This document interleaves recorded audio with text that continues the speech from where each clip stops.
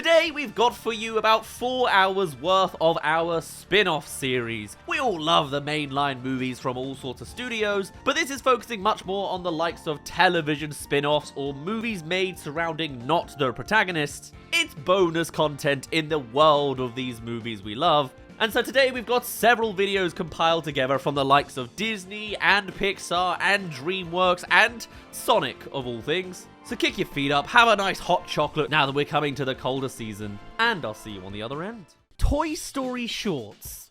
Those are a thing.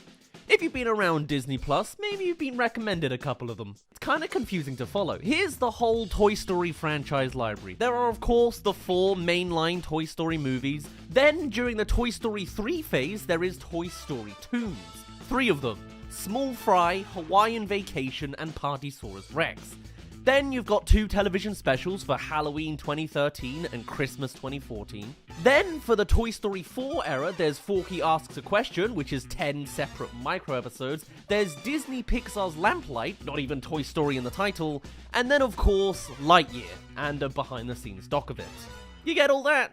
Today we're tackling the meat in the middle. No mainlines, no Lightyear, no Forky, because that's barely any content at all, and no Pixar popcorn, because that's a season of 10 episodes from all sorts of Pixar IPs. This thing's grounds for a whole other spin-off episode. Let's jump right into things in chronological order, that being the first Toy Story 3's Toy Story Toons, Hawaiian Vacation.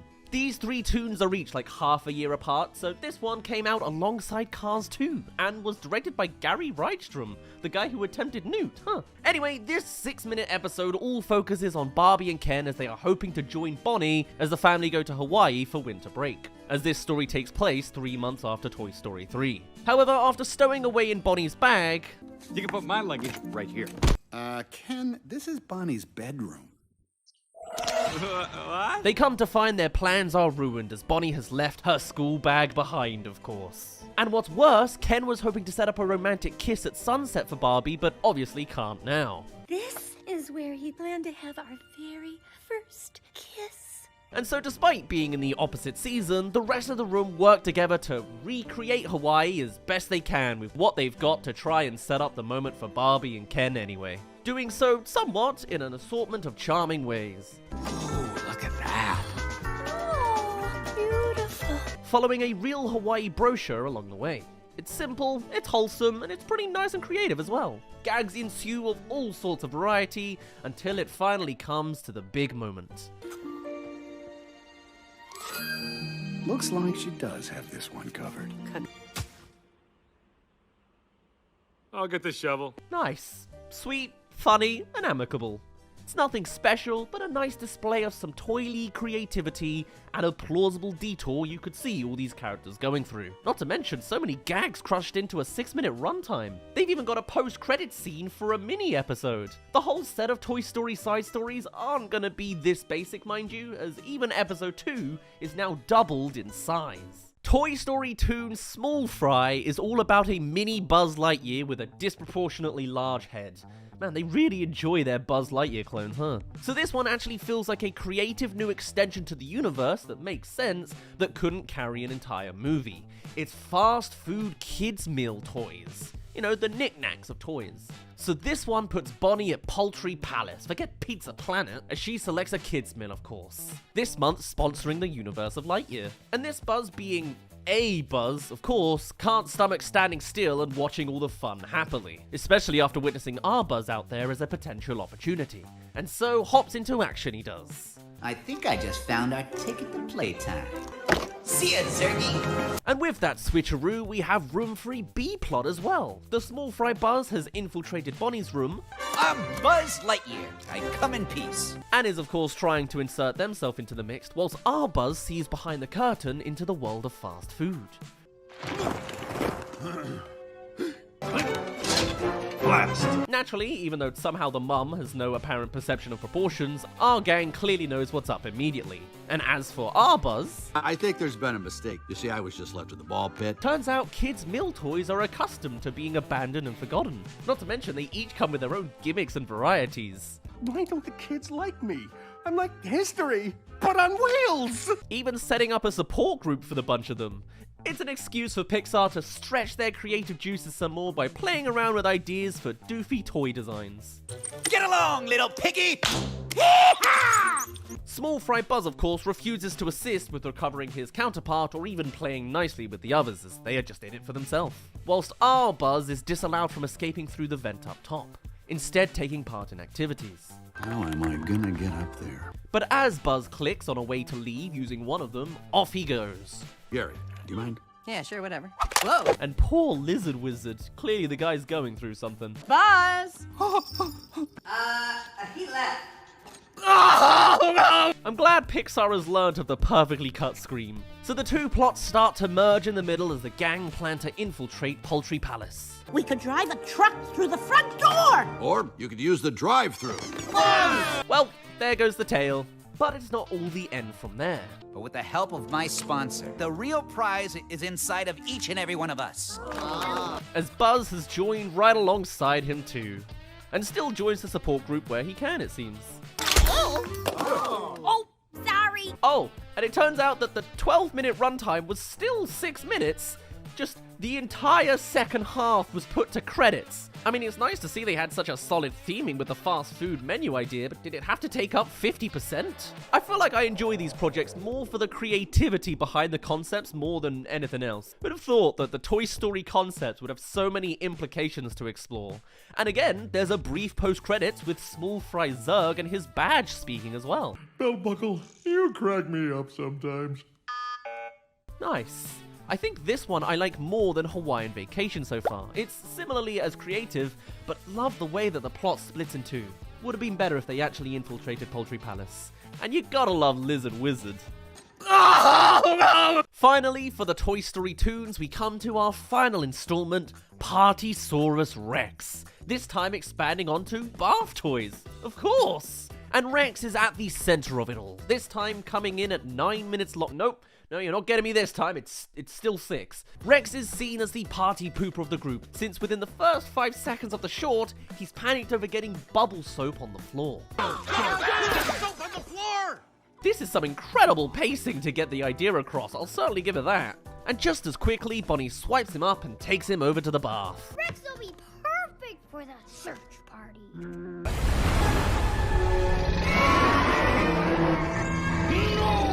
Whoa, nice, and a Godzilla reference in there. You gotta appreciate how Pixar manages to fit in all these extra fan services against such a micro episode. But yes, it's all part of Bonnie's playtime in the bath, until just as quick it's all over, and the many toys around the bath can awaken with their real thoughts.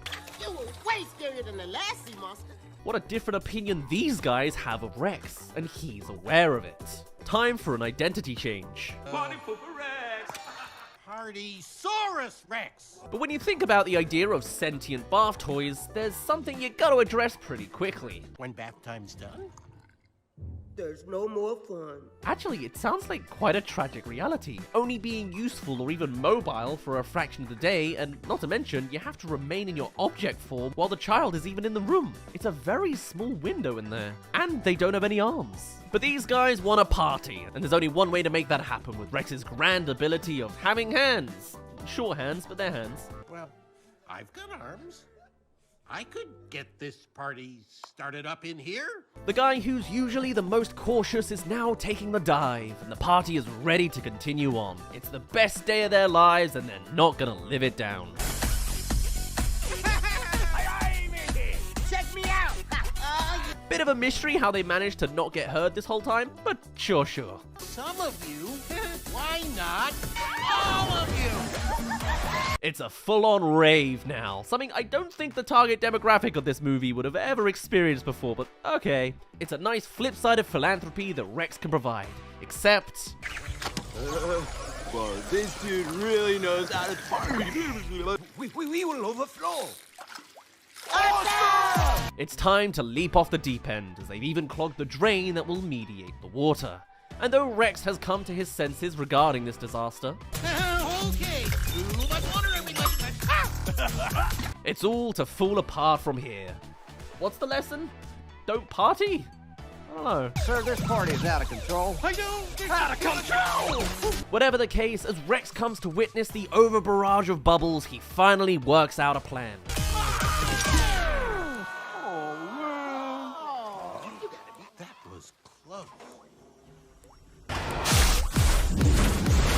wasn't the best of plans, but again, great integration with reality to make everything make sense, whilst being a great piece of action, as Rex is overwhelmed, a hero to the bath people, but soon to be an aquatic liability. Are you okay in there? Everyone is upset, Mr. Potato Head gets his comeuppance, and Rex is seen as the party animal he is. Duty calls.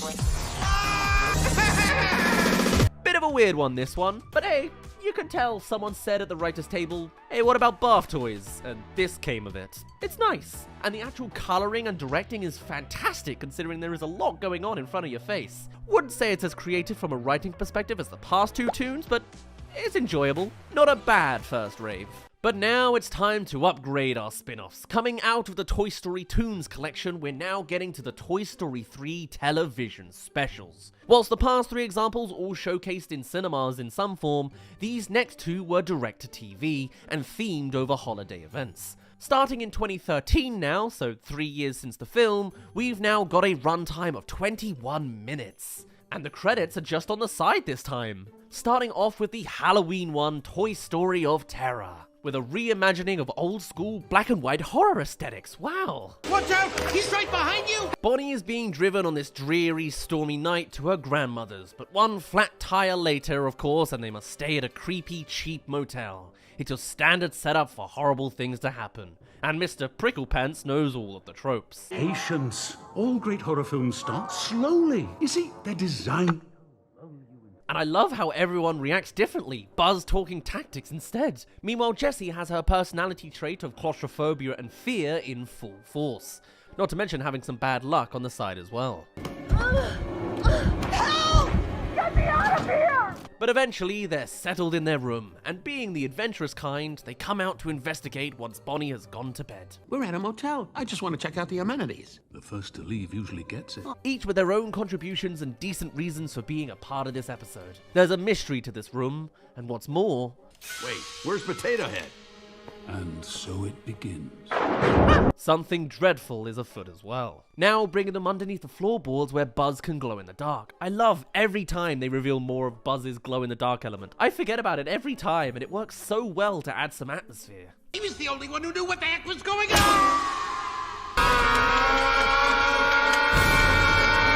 But yes, they're each being picked off by some beast one by one, leaving it down to just 3. God, that's horrifying. It's fine in Toy Story logic, but geez. And as the 3 and that hand escape to a bathroom stall, eventually we come to witness Jessie is singled out. Wait, Buzz! And since you're halfway through the video so far, do consider subscribing. And check out the shorts, live, and community tabs on our channel for more stuff. Combat Carl's seen things. Horrible things. Never mind, it's a Combat Carl here to rescue them, warning her that her only chance is to escape back to her owner, while she asserts that she's gonna find her friends. And then it reappears. Carl, wait! Carl! Forget about Combat Carl! Just go! It's only Jessie left, cornering herself in a shower as it's the best she can do. Is this a vague Psycho reference? Turns out it's an iguana that's been stalking around the place this whole time, and a very dog-like one at that, daintily placing her somewhere with a bell announcement. Everything loops back to the motel owner, who's another chicken man. It's the Chicken Man! An adult hoping to sell the toys for profit on eBid. All clear. Jesse! Buzz. I'm so glad you're safe. Everyone is fine and in one piece. They're just collected in a glass cabinet. Also, Combat Carl Jr. is here. Combat Carl would like to introduce you to his 1/3 scale counterpart, Combat Carl Jr. Ma'am? And despite the paperclip plan of action, is unsuccessfully able to get them out, just as Woody has sold for $2,000. Well, I'm glad to finally learn the actual value of the doll, though somehow I thought it'd be higher. Jonesy, we got another gold mine. You got a guest with a flat tire that needs fixing? Absolutely. Come on, I'll show you the way. But now an opportunity is opened up as Jessie is released onto the outside, ready to save Woody as he's been boxed out and shipped. Remember your training! But I don't have any training. And you know, these shows have a lot of meme material. I'm pretty sure I've seen this one vaguely around. It's great. This is a Jessie episode through and through, and what more way to challenge this character than by having her have to handle more boxes and styrofoam. In order to save Woody, she has to empty a box, get in, close herself in, and take the brunt of it. Seal me in. Wait! Don't tape it! I won't be able to get out! Are you sure about this? No, not really. Not taping it makes it not that bad after all, except for one last thing. Oh, I forgot the tape again. What? No! The worker notices and her worst fears are discovered. It's actually kind of tense considering it's literally just tape, and they keep up the claustrophobia element. It's really good. And just as quickly, Bonnie's car has been sorted. Ugh. Excuse me, coming through. But she overcomes, finds a way out with that trusty paperclip, and things are looking up. She never gets... Jessie finds a way! And just like that, she manages to save Woody. Look, they're coming back. Oh my god, but there's more. As Jessie wants to expose that they're stolen to Bonnie, reveal this conspiracy, and save all the toys in one fell swoop. All that needs to be done is open the curtain to reveal the back rooms. Just gotta fight the iguana first. My hand! See? Told ya. Before eventually... Come and get it! My toys! No! Bonnie's been missing her toys this whole time anyway, so for them to be deemed as stolen rather than lost is a great turn for the toys, as well as Bonnie. Come on, buddy, let's go. And the mum can make some phone calls to have the guy receive justice. We ain't never gonna get separated again. Ah, nuts. And thus they drive off into the sunrise and our credits roll. Side space with what happens next to all the other toys. Hopping onto a moving truck a la Toy Story 1 as the motel owner is approached by the authorities. Sorry if you noticed the spoilers from the last preview. Told you not to leave the keys in the car. Jesus. This project clearly had way more production value and time put into it compared to the 3 mini-episode toons, but boy does it stand out. This was a stellar story all the way through, from everyone's contributions, to Jessie's genuine character development that stems from the mainline movies, to the events, the comedy, the characters, all of it puts this as my absolute favourite so far. Yes, it is treading a little on Toy Story 2, but Toy Story of Terror now stands at the top against all 3 toons. Time to move on for some more. Jumping ahead in the timeline to 15 months later, although Bonnie is still the same-ish age as ever, we come to Toy Story The Time Forgot. The Christmas special that they obviously couldn't slap out just 3 months later. Now this one is all about dinosaurs, as Bonnie is enjoying the Christmas period, but is heading over to visit a friend of hers with a very different taste and status when it comes to toys. And on the theme of dinosaurs, there is of course Trixie the dinosaur, who's never actually been played with as a dinosaur before, which leaves her perturbed. Aw, don't worry, Trixie. Next time you'll be a dinosaur for sure. There's also now this Christmas ornament added into place, speaking in ominous words of deep wisdom. Limitations are the shackles we bind to ourselves. And so as Bonnie comes to visit Mason, he's far more interested in playing video games with his brand new console. Gotta be kidding me! He got an Optimum X for Christmas! So the rest of the toys are relegated to the other room, which it turns out is an old school toy paradise. And a dinosaur one at that. The whole room is a set piece with a giant consistent branding across it from one particular toy franchise.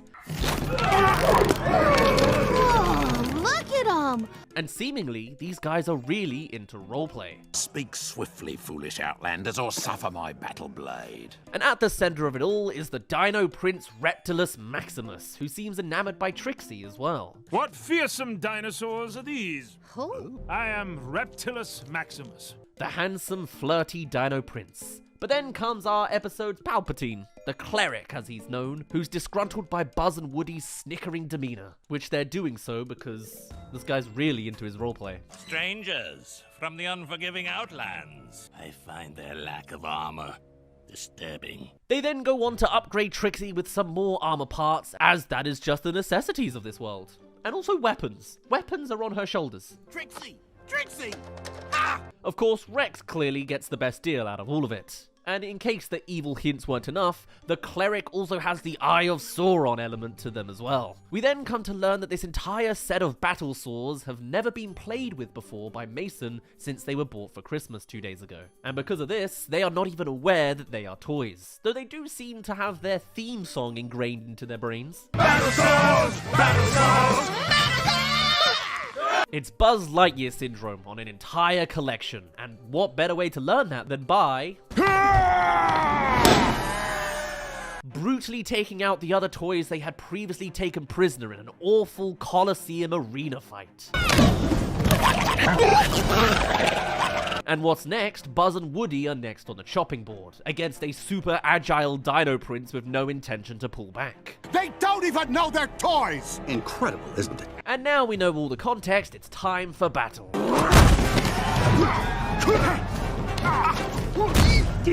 It genuinely seems kinda tense, since it feels like the pair are in genuine danger. You're worried for Woody's stitching and all that. I didn't think I would ever care.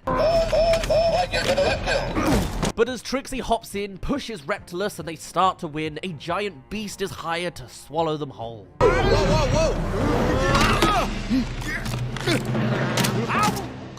All would be lost if not for one final twist on Trixie's part.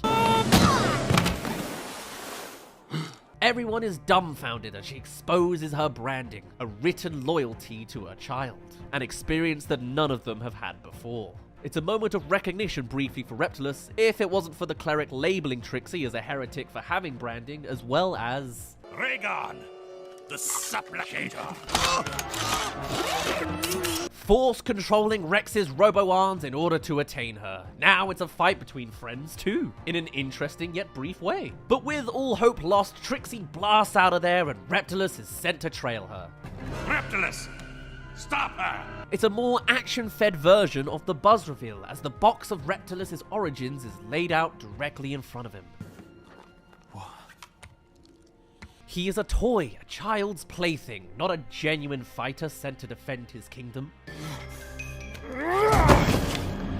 And the cleric knows this and just opts for their assumed power, reaching Woody and Buzz from the giant beast, where they can now see that the cleric has been aware of their toily reality. Hey, that's Mason and Bonnie! And as long as Mason is distracted by his video games, the cleric can maintain total control over this room and all of its entities. And now he intends to shred Woody and Buzz in an air vent. All the while Trixie has full-on left the room and headed to Mason's gaming console to find a solution. Her plan is to cut off the console power in order to force Mason into the other room and have everyone surrender to child playtime just one time.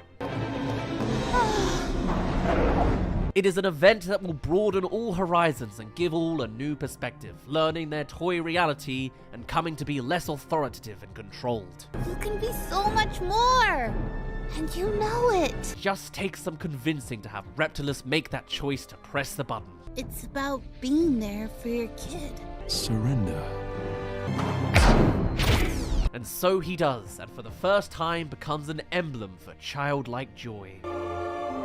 Oh, what planet is he from? Neptune. Or maybe Florida. Just in time for Buzz and Woody to avoid being shredded at the last second. The toys, of course, going static involuntarily, and poor Cleric visibly distraught over these turn of events. But for Reptilus, he's never felt more important. It's the joy of being a toy, and it all stems from Trixie's contributions on this Christmas special visit. A toy's first experience being played with, and an emotional moment if the score is to be believed. That was glorious. So, shall we say Tuesday around 3:30? With our episode ending off telling the tales at home. Bonnie's dinosaur gets to be everything. And finishing up on that darn Christmas ornament again. Be grateful for your gifts. They are all around you. Aww. Oh, okay. And we once again have the credits to the side of the screen as Reptilus has the marking of Mason on his hand. My heart will burn bright Tuesday around 3:30. It's another sweet extended tale that's a neat direction, an entire set piece, and a hint of video games, I guess. though this one is kinda treading on the same old tales of toys don't know their toys, which kinda loses me. It seems more like a reinterpretation of their first movie, this time with more graphical improvements and some neat new circumstances and directing. It's solid, but certainly not the best out of what we've seen. So I'd say it ranks as 4th. Not as creative as it could have been, but a sweet story overall. Tried and tested, but decent. And finally for today we come to the timeline of Toy Story 4. Again, skipping all of the Pixar popcorns, all the forky questions which legit have so little substance to them I couldn't even try to make any content out of them. Instead, we sit solely on Disney Pixar Lamp Life. This is not a sequel to Toy Story 4, it's an extension of the in-betweens, following what happened to Bo Peep the entire time between her separation post-2 and pre-4. So really, I guess this is all the same time period, huh? This project now releases 6 years after that last TV special over directly to Disney Plus in January of 2020, 7 months after Toy Story 4. So here, while it is the same night of Toy Story 4's ending, and we do get to see where Bo and Woody go to after that point, this short covers Bo Peep's story as she retells it. It's all done via narration. Hey, Bo, why don't you tell him your story? First telling of how she was replaced into the possession of another younger girl, having good times with this new one. We had some nice moments. In a lamp kind of way. With all sorts of playtime experiences, though she wasn't allowed to necessarily play with a lamp. No! Put that down. This is not a toy. No, no, no. Other times it was more of a grind to get through, and then we learned she was treated a little more recklessly with a younger owner, damaged mostly in the stick multiple times, before being moved for safety in a more desolate place. You gotta cry it out! With a side of bad parenting as 2 children are brought into the mix. And it just seems to get worse as these kids are a bit scrappy. And soon enough, she was rejected by her kids as they grew older, plonked into a donation box and routinely rejected, before being picked up by the strangest detour. What? It's a baby lamp? What's it gonna do with that? I love how she continues to express in her frozen form. So much character coming out from what is essentially the same static shots. And from there, Pixar whips out all the more creativity they can think of with the same composition. Moths, ships, snow, cats, streets. As you know, appliances have a shelf life, and we were definitely not on a shelf. Until eventually they were in disarray, being repaired at that classic vintage shop. We're good. Even if a little stuck. Though this time glued together, so not exactly perfect. Playground! Playground! I realized. The playground. And on that epiphany, they choose to abandon the lamp and become exclusively toys, escaping the overprotected shop and avoiding Best Boy. Now, finally, with some new camera angles as we reach new freedom grounds. There is no security system in the antique store. Well, not anymore. Before running out into the playground, born anew with a great lifestyle and a new sense of purpose. We're off to be lost toys. That all happened? Yeah. Well, more or less. The gang then choose to run off on the fanfare rooftops, happy to live their new lifestyle choices together. It's the most closure we'll get out of the Toy Story saga, the latest part of the timeline. If you don't count the fact that there's another full Toy Story movie coming sometime soon, apparently. And for one final time, of course, they threw me off course again with a 12-minute promise that is 50% credits, of course. Every time. This short is great for how limited it is. The camera work is staying consistent for the majority of the runtime and is using that foundation to tell an interesting story in an interesting way. Not to mention just expositing that narrative lore. And I find it really charming. The visuals, of course, are stunning and the actual journey sounds great. Comedy is on point as always, but is it the best of the bunch? I think a lot of it comes down to personal taste. But for me in particular, I think I'd put it as 3rd. Very good. I did come to learn while writing this that there were also Toy Story treats, which were Saturday morning cartoon bumpers made in 1995 to 1996. But again, there's too little to cover there. And maybe someday we'll do the full-on Buzz Lightyear cartoon. But that too isn't on Disney Plus. Huh. Welcome back to the Spin-Off series. It's the opportunity for me to dig through Disney Plus's underbarrel of projects I imagine most of us just kind of disregard, right? Well, picture me surprised when I came to notice a thumbnail option for Zootropolis Plus, releasing just in November gone, and said to be a limited television series that takes place during the events of the movie. Interesting. I wouldn't be surprised if this is more of the direction Disney is hoping to take in the future, what with Baymax getting his own spin-off series and Ice Age attempting a whole Disney Plus movie. So let's get into one more spin-off formula to see just how well it expands the universe of Zootropolis and whether it was even worth the effort in the first place. So, Zootropolis Plus is an hour long, being a collection of 6 10-minute episodes, each focusing on their own micro-story. And episode 1 starts us off with the rabbit Hop family. And first things first, you'll notice the animation quality is 100% to a T accurate to the aesthetic of the movie. That's not always a guarantee, since some spin-offs choose to go for an entirely new style like 2D, or even just keeping it cheaper to cut down on budget, but I guess it makes sense that Disney has no intention of cutting such corners for one of their main projects. That being said, there is a 2D opening credits. Anyway, episode 1 directly takes from the moment Judy Hopps says her goodbyes to the family and boards the train to Zootropolis. Look at her, Bond. Living her dream. Oh, she's coming back. Okay, be cool. Be cool. That's not in the original movie. We just see them looking sad silently in the background. I really like this kind of fleshing out. Always enjoy seeing something from a new angle. Maybe I'm still hooked on the hoodwinked effect. Anyway, the train sets off and we see more of the parents' reaction, and a reaction it is because... No! Baby! Oh, baby! Molly's on the train. This episode is all about catching up to Molly and chasing that train, all the while playing with Zootropolis' original storyboard for some extra parodious gags. It's really cheeky, but it's really fun too. A hint of that Endgame Guardians joke, and that was also by Disney, but hey, I'll allow it. But the parents go to chase the train by car, bringing out more lore in the form of siblings. I should have been doing my head count. Allie, Abby, Annie, Don't forget Andy, Aggie. Ashley, Archibald. Hang on. It's all a great expansion of our established characters to bring out some of their talents to the forefront in a way that's immediately interesting and investing to us starting the series out on an action sequence, as well as some blink and you'll miss it Easter eggs, like catching Gideon Grey before he makes a business dealing with the parents. This whole series is just Easter eggs, yet it feels like such a refreshing little love letter to the series, though not all jokes are winners. Oh, there is a dirty diaper in there. Ooh, that cleared my arthritis up. What? But after a few more beats of parental techno mishaps and a brief appearance from the Nature Club, we catch the family breaching into the city themselves. Now, not just gags in their relationship, but also some environmental jokes, since the city seems a lot more brutal when you're not in the comfort of a bullet train. And some teasing the timeline more by catching Nick before his first official appearance. And now they've reached their final destination. Crashing in on just the bonnet with a newfound sense of adventure and strengthening their bond together evermore. Oh, you were exciting. Wow. And ending it off with a cheeky finale since Judy never notices them in the city, having to return right back for the return train journey. Whoa, ho, actually, that's pretty sore. Oh, you can nap when you're home. It's a charming reinterpretation of the start of the movie that I find very welcoming and wholesome, and they totally talked about it in their FaceTime that they canonically had later on. Episode 2, I hate.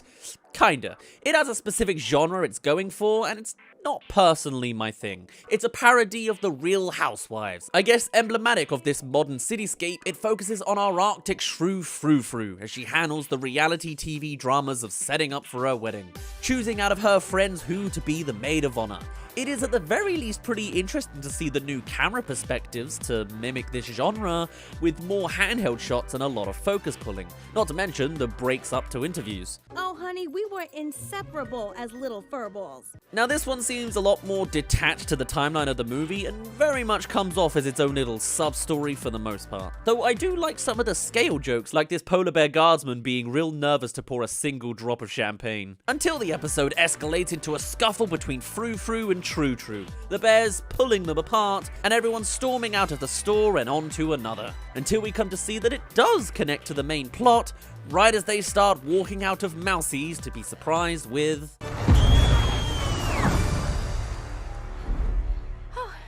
I love your hair. Not quite the usual dramatic twist you'd expect from a reality TV script, though they should totally script that. And suddenly I was a lot more on board with the episode, and it leads right into the plot of the TV show's TV show with a healthy dose of existential dread. When you're nearly crushed by a giant donut, You get a little perspective on things. And on that note, Frou Frou goes to mend her wrongdoings and preps herself for her wedding night, with an extra little nod to the main plot that I figure is not canon.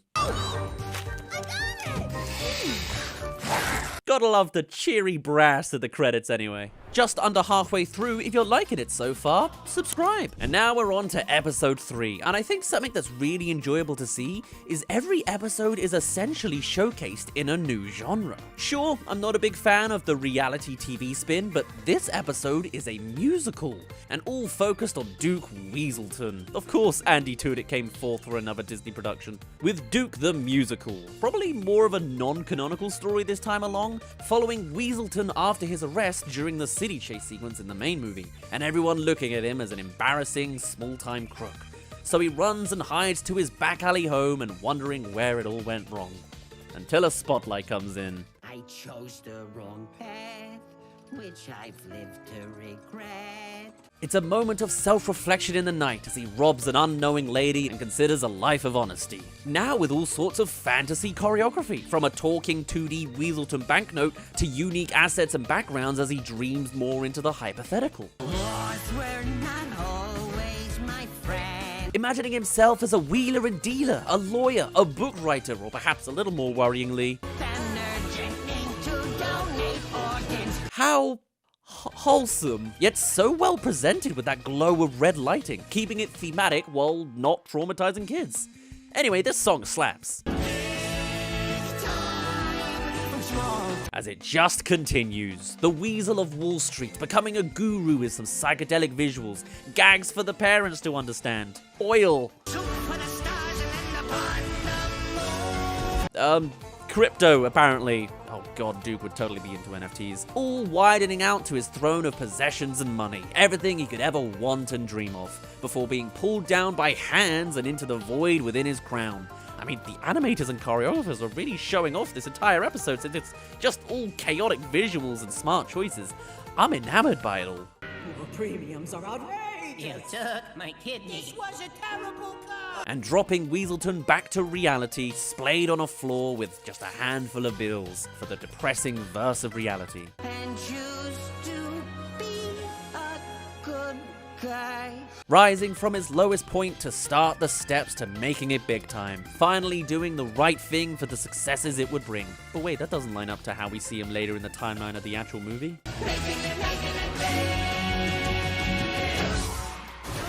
But luck won't put him on that path, and playing the long game of money making just won't cut it for Duke, with a splay of money bags landing right in front of him. Typical.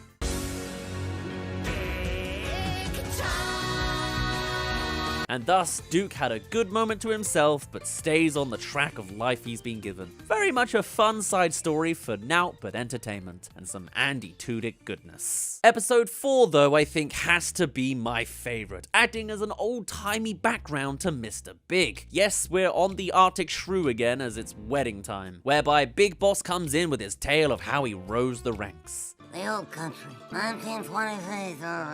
As we learn, the old boy came in as a spry, optimistic young lad against a less progressive city of animals, where tiny animals had no residential zone and had to just handle being at the mercy of giant footsteps, with a classic bakery delivery job, battered down by the big world. What's especially great about this episode is that it adds so much to the actual world building of Zootropolis. I never thought I cared about how Zootropolis developed into its form in the modern day, but I'm super happy to see this unfold. Anyway, Baby Big with his tiny bike is eventually a master of his craft, dodging this way and that, building up an investment jar of coins, a hard worker climbing the ladder. And even spotting some polar bears hiding in the shaded alleyway because they're overheating. The city wasn't acclimated for all sorts of species yet, not just the little guys. That's so cool to hear. And helping them out rose his influence with a kid polar bear helper until... There's no place for vermin like you in this city. And you can bet there were some political grievances like this from that time period. Why do I want a full Zootropolis prequel? And the giant crooks run away with the family's entire investment jar. All seems lost if it wasn't for the tenacity of Mr. Big, fighting back against the rhino the only way he knows how, and using his influence on the rest of the community too. committing his first icing, and it couldn't be done if not for the contribution of the whole community coming together. Mr. Big would grow the business in size, assist the Bears with running a side business of ice shredding, and becoming the mob boss who gave jobs in their own back alley, building their own place in the world and in this city. Little Rodentia, from humble beginnings, great things happened. Mr. Big is the one who even established the tiny residential district. That is so cool to learn. A mob syndicate that is behind boosting the community that surrounds them. And with that backstory all explained, it's about him giving a speech at his daughter's wedding and wishing the best for the happy couple. They'll never be small. Mwah! What an episode. Episode 5 is all about Officer Clawhauser and Chief in regards to a gazelle audition. Clawhauser is going mad wanting to reach this audition, but needs a partner, and grabs the Chief, who's led to believe it's an important operation instead. They breach into the studio in disguise, and he abandons him, only to eventually turn it around as the Chief does get involved. Now using Gazelle's own wings and apparently a wire setup coming from nowhere to fly them both up and around the skies for the perfect audition. Now, let's dance our pants off. And so they do. Not really much on the choreography, but angelic, sure, as they get the golden buzzer from the judges, readying for a pop star career. But it was all a dream, of course. A needless side plot that links to the exact same realization from the movie. Though in the official demonstration, Benjamin Clawhauser. Me! Did you think it was real? It looks so real. It's a little later on, as Clawhauser is awake at the reveal of this app. And even more so than that, instead of some guy being the one commanding him for backup, We need backup! What? Oh, yes, oh, backup! Sending backup! in the movie, it's actually Judy Hopps herself calling for it. Clawhauser, listen to me. We have a 1091. Shot mark on Savage. And following that, Clawhauser in the spin-off goes straight to the Chief as he jiggles over the gazelle dream himself. Chief Bogo! Not now. Wait, is that Gazelle? This is identical to the movie, but actually takes place way later, when Judy has already found all the savage creatures. So maybe this calling is for that request. As in the movie, Clawhauser claims, Officer Hopps just called. She found all of them. which isn't necessarily as much of a frantic call for backup.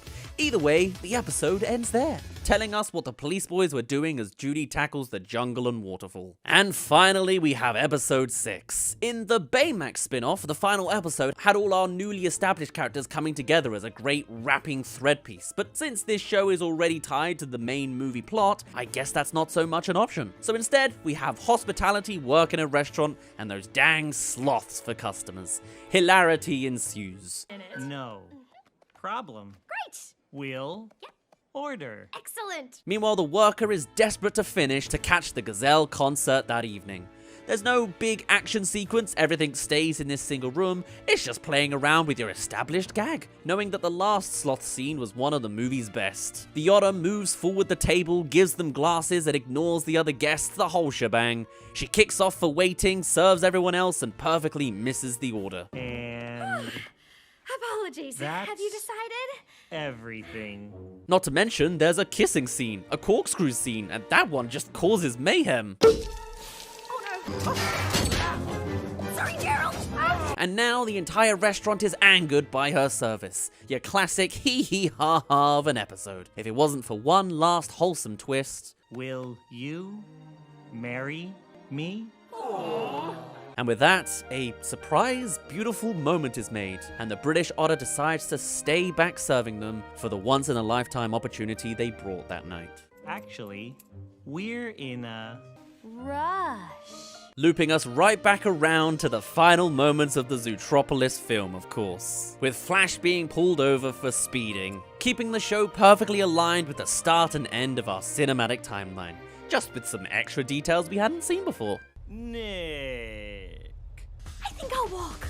And that was Zootropolis Plus. A surprising project to exist, but you know what? I thoroughly enjoyed it. Each episode with its unique genre and side story were each compelling and, at least for the most part, really breathed new life into this established world. It's clear that the creators at work at Disney have a real passion for the world of Zootropolis, and I wouldn't say no to more expansive content like that from both this Animal Kingdom or from Disney as a whole. I mean, they have a platform to upload to with Disney Plus, so might as well make the most of it. I haven't seen too many movie spin-offs in my life, but out of the handful I've seen so far, I'd have to say this stands up as one of the best I've been exposed to yet. Know of any others I should get to know?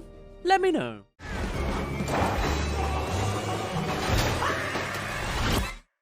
Did you know Disney Plus has a new Cars spin-off series? This thing was only just released in 2022. Cars on the Road, it is called. Yeah, that's where they typically are. So while Up's been getting a spin-off piece with Doug Days, and I guess all of Lightyear was technically a spin-off too, let's see what happens next in the Cars universe post-Cars 3 or something. This is a series with 9 episodes to it, but don't worry, we'll be skimming through the details and ranking how each one does. Kinda reminds me most of the Zootropolis Plus series that released just a year prior to this one. Alright, let's get into things. Episode 1 brings us into the very premise of the idea. Mater, it turns out, has a sister who's getting wedded on the other side of the country. So he's off for a road trip and McQueen is to join him. Not in the easy comforts of Mac, but done themselves to really soak in all the landmarks along the way. I actually somehow missed this episode the first time through, so I thought they were just chucked into the idea mid-trip, but it's nice to get a little bit of context first. Every other character we know is briefly seen and then left in the dust, as our first location takes us to a dino park, which brings in all the more questions on how the Cars universe works, since there were car dinosaurs as well, apparently. Anyway, each episode has a pretty micro plot, and this time post-establishings, it is that Mater is bored at the museum, while McQueen is much more interested. Mater then falls asleep and dreams about being in the Jurassic Age, and actually, it's a really neat detail here that the dino cars are animated at a lower frame rate. Clearly meant to be emblematic of those old-school kaiju effects using stop motion for these monsters as a homage to old-style films. I can really appreciate that. Anyway, they're attacked by a T-Rex. Classic. Mater tries to fish McQueen out of its jaws and then he wakes up, suddenly knowing the names of the fossils and running away in fear. Episodes aren't really gonna get any deeper than that, but it definitely feels like, what do boys like? Dinosaurs. Yep, plug in a dinosaur episode first. Make it a T-Rex fight or something. Which is fine. A mid-episode to kick off this low-stakes side story. Now, episode 2 is a whole other reference fest. One big reference fest. We've traveled far enough to reach the state of Halloween. It's rainy, it's scary, and the boys are relegated to a creepy hotel. Not far off from the last time they did Pixar spin-off content. This is all one big nod towards The Shining. Mater is scared, McQueen assures him, and then in the middle of the night, it's McQueen that is haunted by the several ghosts of the mansion. We reference the twins, the writing on the door, the unrealistic just flooding of blood. That's a lot of antifreeze. McQueen is swung around by several ghosts, speeds through several dream sequences, and then they're out. It's just an episode of being haunted by ghosts. Until the next day. Feeling like a definition project of a direct-to-DVD little edition. Is it smart? Is it funny? Is it cool? No. Seems about as low effort as you can get on the creative side, if you ask me. And it's not exactly like this entire series is just an afterthought. We'll see some decent highlights later on, but as it stands right now, this episode just passes the time. Easily a bottom tier of the bunch. So let's get into more strange Carsley revelations with episode 3, all about an icy lake and some new territory for what if race cars had feelings with these land speed races. Pushing the limits of racing speeds with modifications and an arena that allows for minimum frictions and maximum scores. And in the smallest form of a joke, it's not the race car that's set up to join the races, but the tow truck instead. These cars are set up with literal rockets attached to their chassis, so anyone can do it with the right equipment. So of course Mater is all souped up for it. Now in this episode they do briefly touch on a hint of something deeper with Mater poking out an insecurity he has in comparison to McQueen. I've always wanted to go faster and fast and shoot. Right now I got a pretty good shot at it. It's nice to see the starting of this, as that is meant to be a theme of the whole road trip. It's an opportunity for these two best friends to get a little closer, as well as seeing the sights along the way. The actual premise at the core of this is pretty good, and I think we're getting the startings of its potential here. So anyway, Mater is jet-powered, the guy before him was literally burnt up into a crisp, wow that's dark, and Mater goes speeding off, much to McQueen's dismay. What happens next is a real shocker of a twist.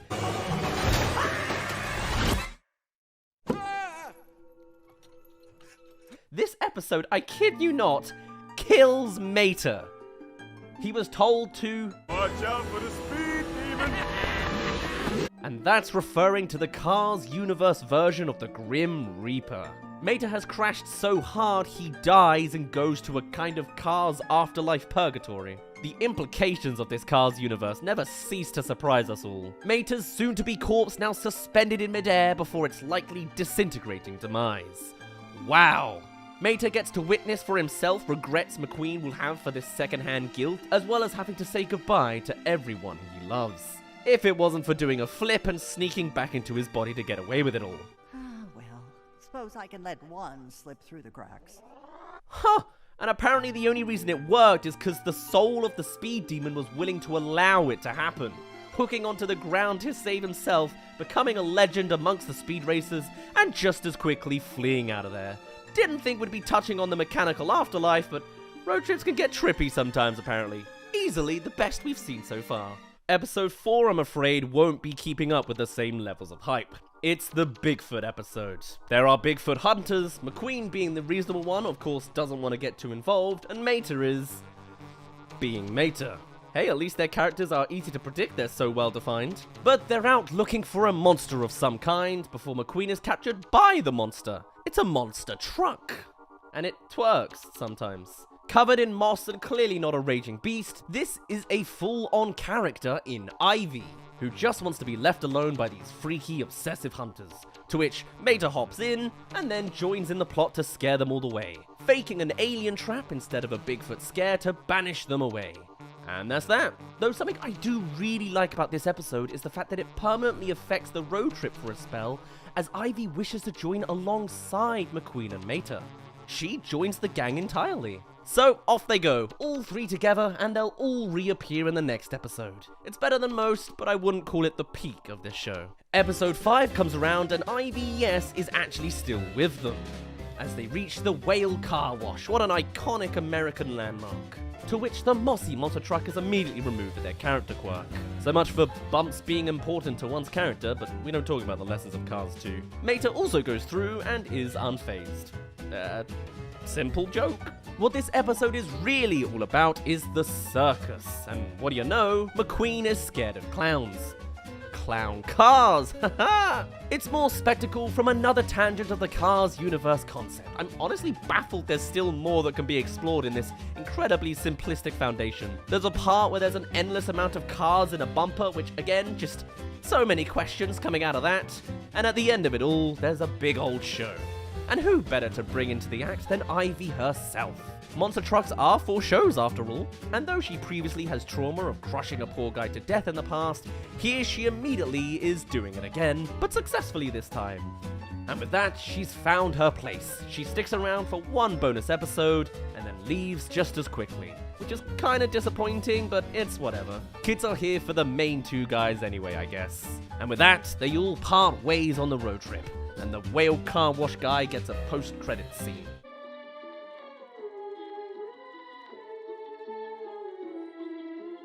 Welcome halfway through the video, subscribe if you haven't already. This practically concludes our unofficial Pixar month, but there's spin-offs we'll be covering from all sorts of other studios if you want to see more once this video is done. But let's get back into it. So come round to episode 6 and Mater now suddenly has some other insecurities to address. Man, sometimes I wish I was a real truck just like them. Wait, mate. Because he's not acknowledged by some other truck, he doesn't see himself as a truck. And then they go to a petrol station. McQueen is off buying groceries or whatever it is that cars need to function that we would otherwise never see or understand since it's never really been shown on screen before. And Mater gets to witness a bunch of other trucks. Now these ones are acknowledging him and all singing and chanting along about being a truck. It's the musical episode. I'm seeing the format here. Sometimes it gets into neon and gets all artsy on the imagery, but also it's an awfully repetitive song. It's fun, you know, just not grandiose. But still, Mater is happy being acknowledged as a truck. He gets some beeps back from the other trucks. What was that all about? And McQueen heads off with him, clueless that anything happened at all. It's sweet. You get what it's going for, but it's not the best in its class for what it's trying to do. But now we're somewhat coming to the end of the series. The big overarching story hints are coming into effect finally, as Mater is worried about the speech he's gonna give at his sister's wedding. Cue the movie set episode.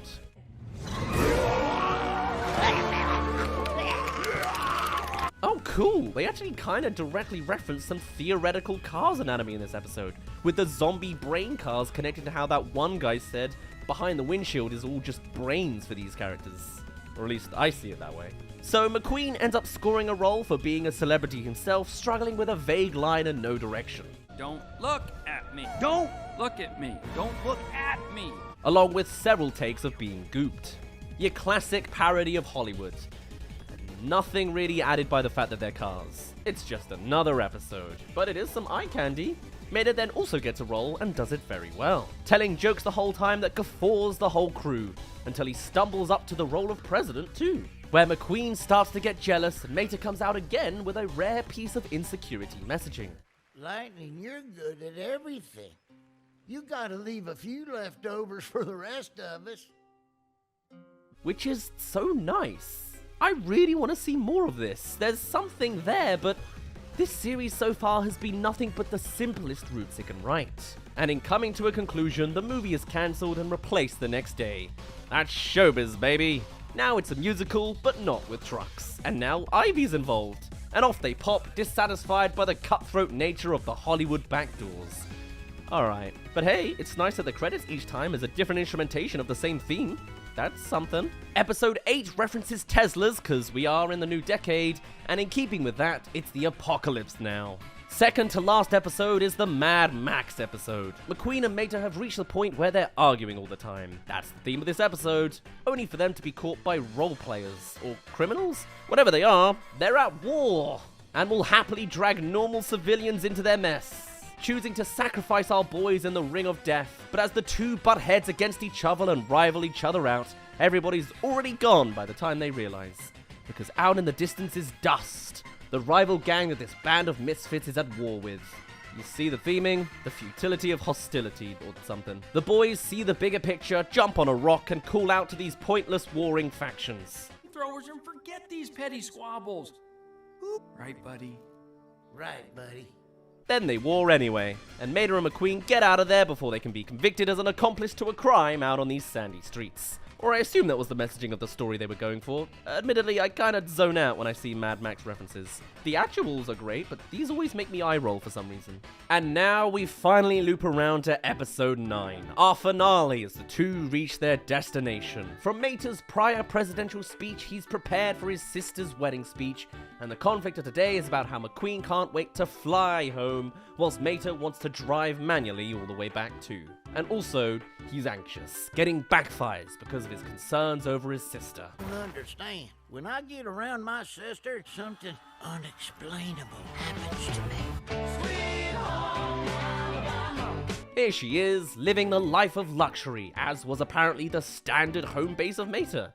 You never would have thought. That is a joke. A very easy joke.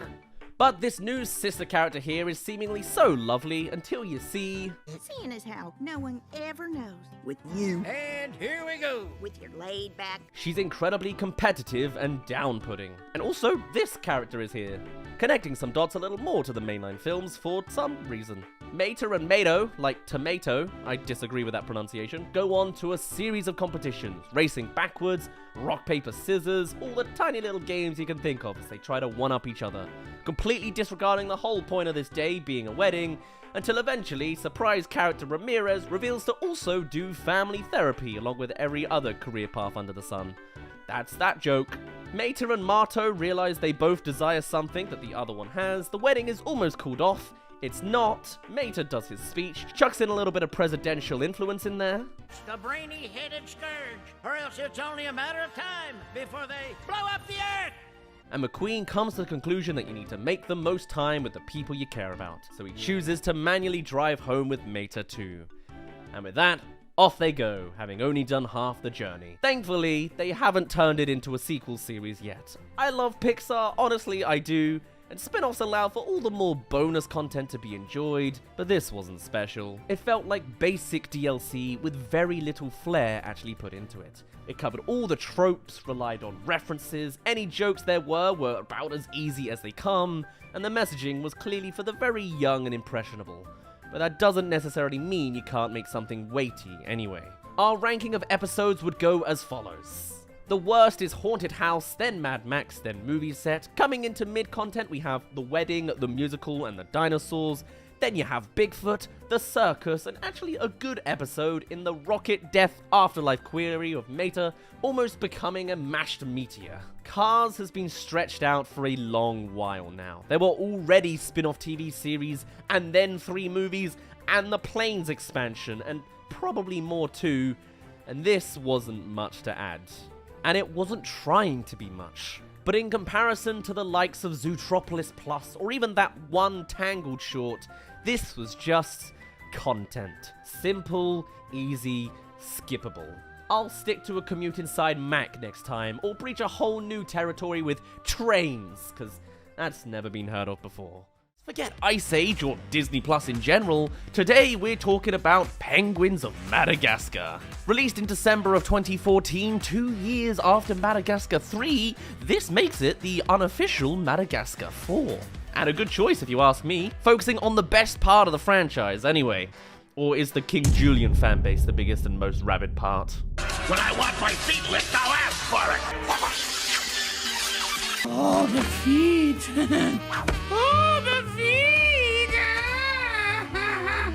Either way, the plot of this movie follows the misadventures of the 4 penguins immediately after the events of Madagascar 3. They literally start out in the circus, breaking out from an unseen angle, which is very cool to see. Like an inside look from behind the curtain. That being said, it's not precisely where the movie starts out, as every good spin-off has to have an unseen origin story. And this is how the penguins originally met. They were part of the same colony some years ago in Antarctica, of course. Well, Skipper, Kowalski, and Rico were, and Private was a rolling runaway egg needing to be saved. So while the rest of the colony were just a collection of marching domino pieces, I question nothing. Me too. Me too. the young boys got into action immediately. Their personalities just like that from the start. Whoa, I like it. Hey, this could be our thing. That egg then rolls into a snowball, lands on a wrecked ship, becomes the target of 3 evil seals. The penguins also become snowballs, eat the egg, and harpoon themselves to safety before ejecting the egg, landing on each other, and blowing up the remnants of that shipwreck. And just that is how they met Private. Hello. Needless to say, this movie was pulling no stops when it came to the frenetic action sequences being portrayed to entertain kids. I mean, the penguins were already the most chaotic characters, so they really hammed it up for this movie.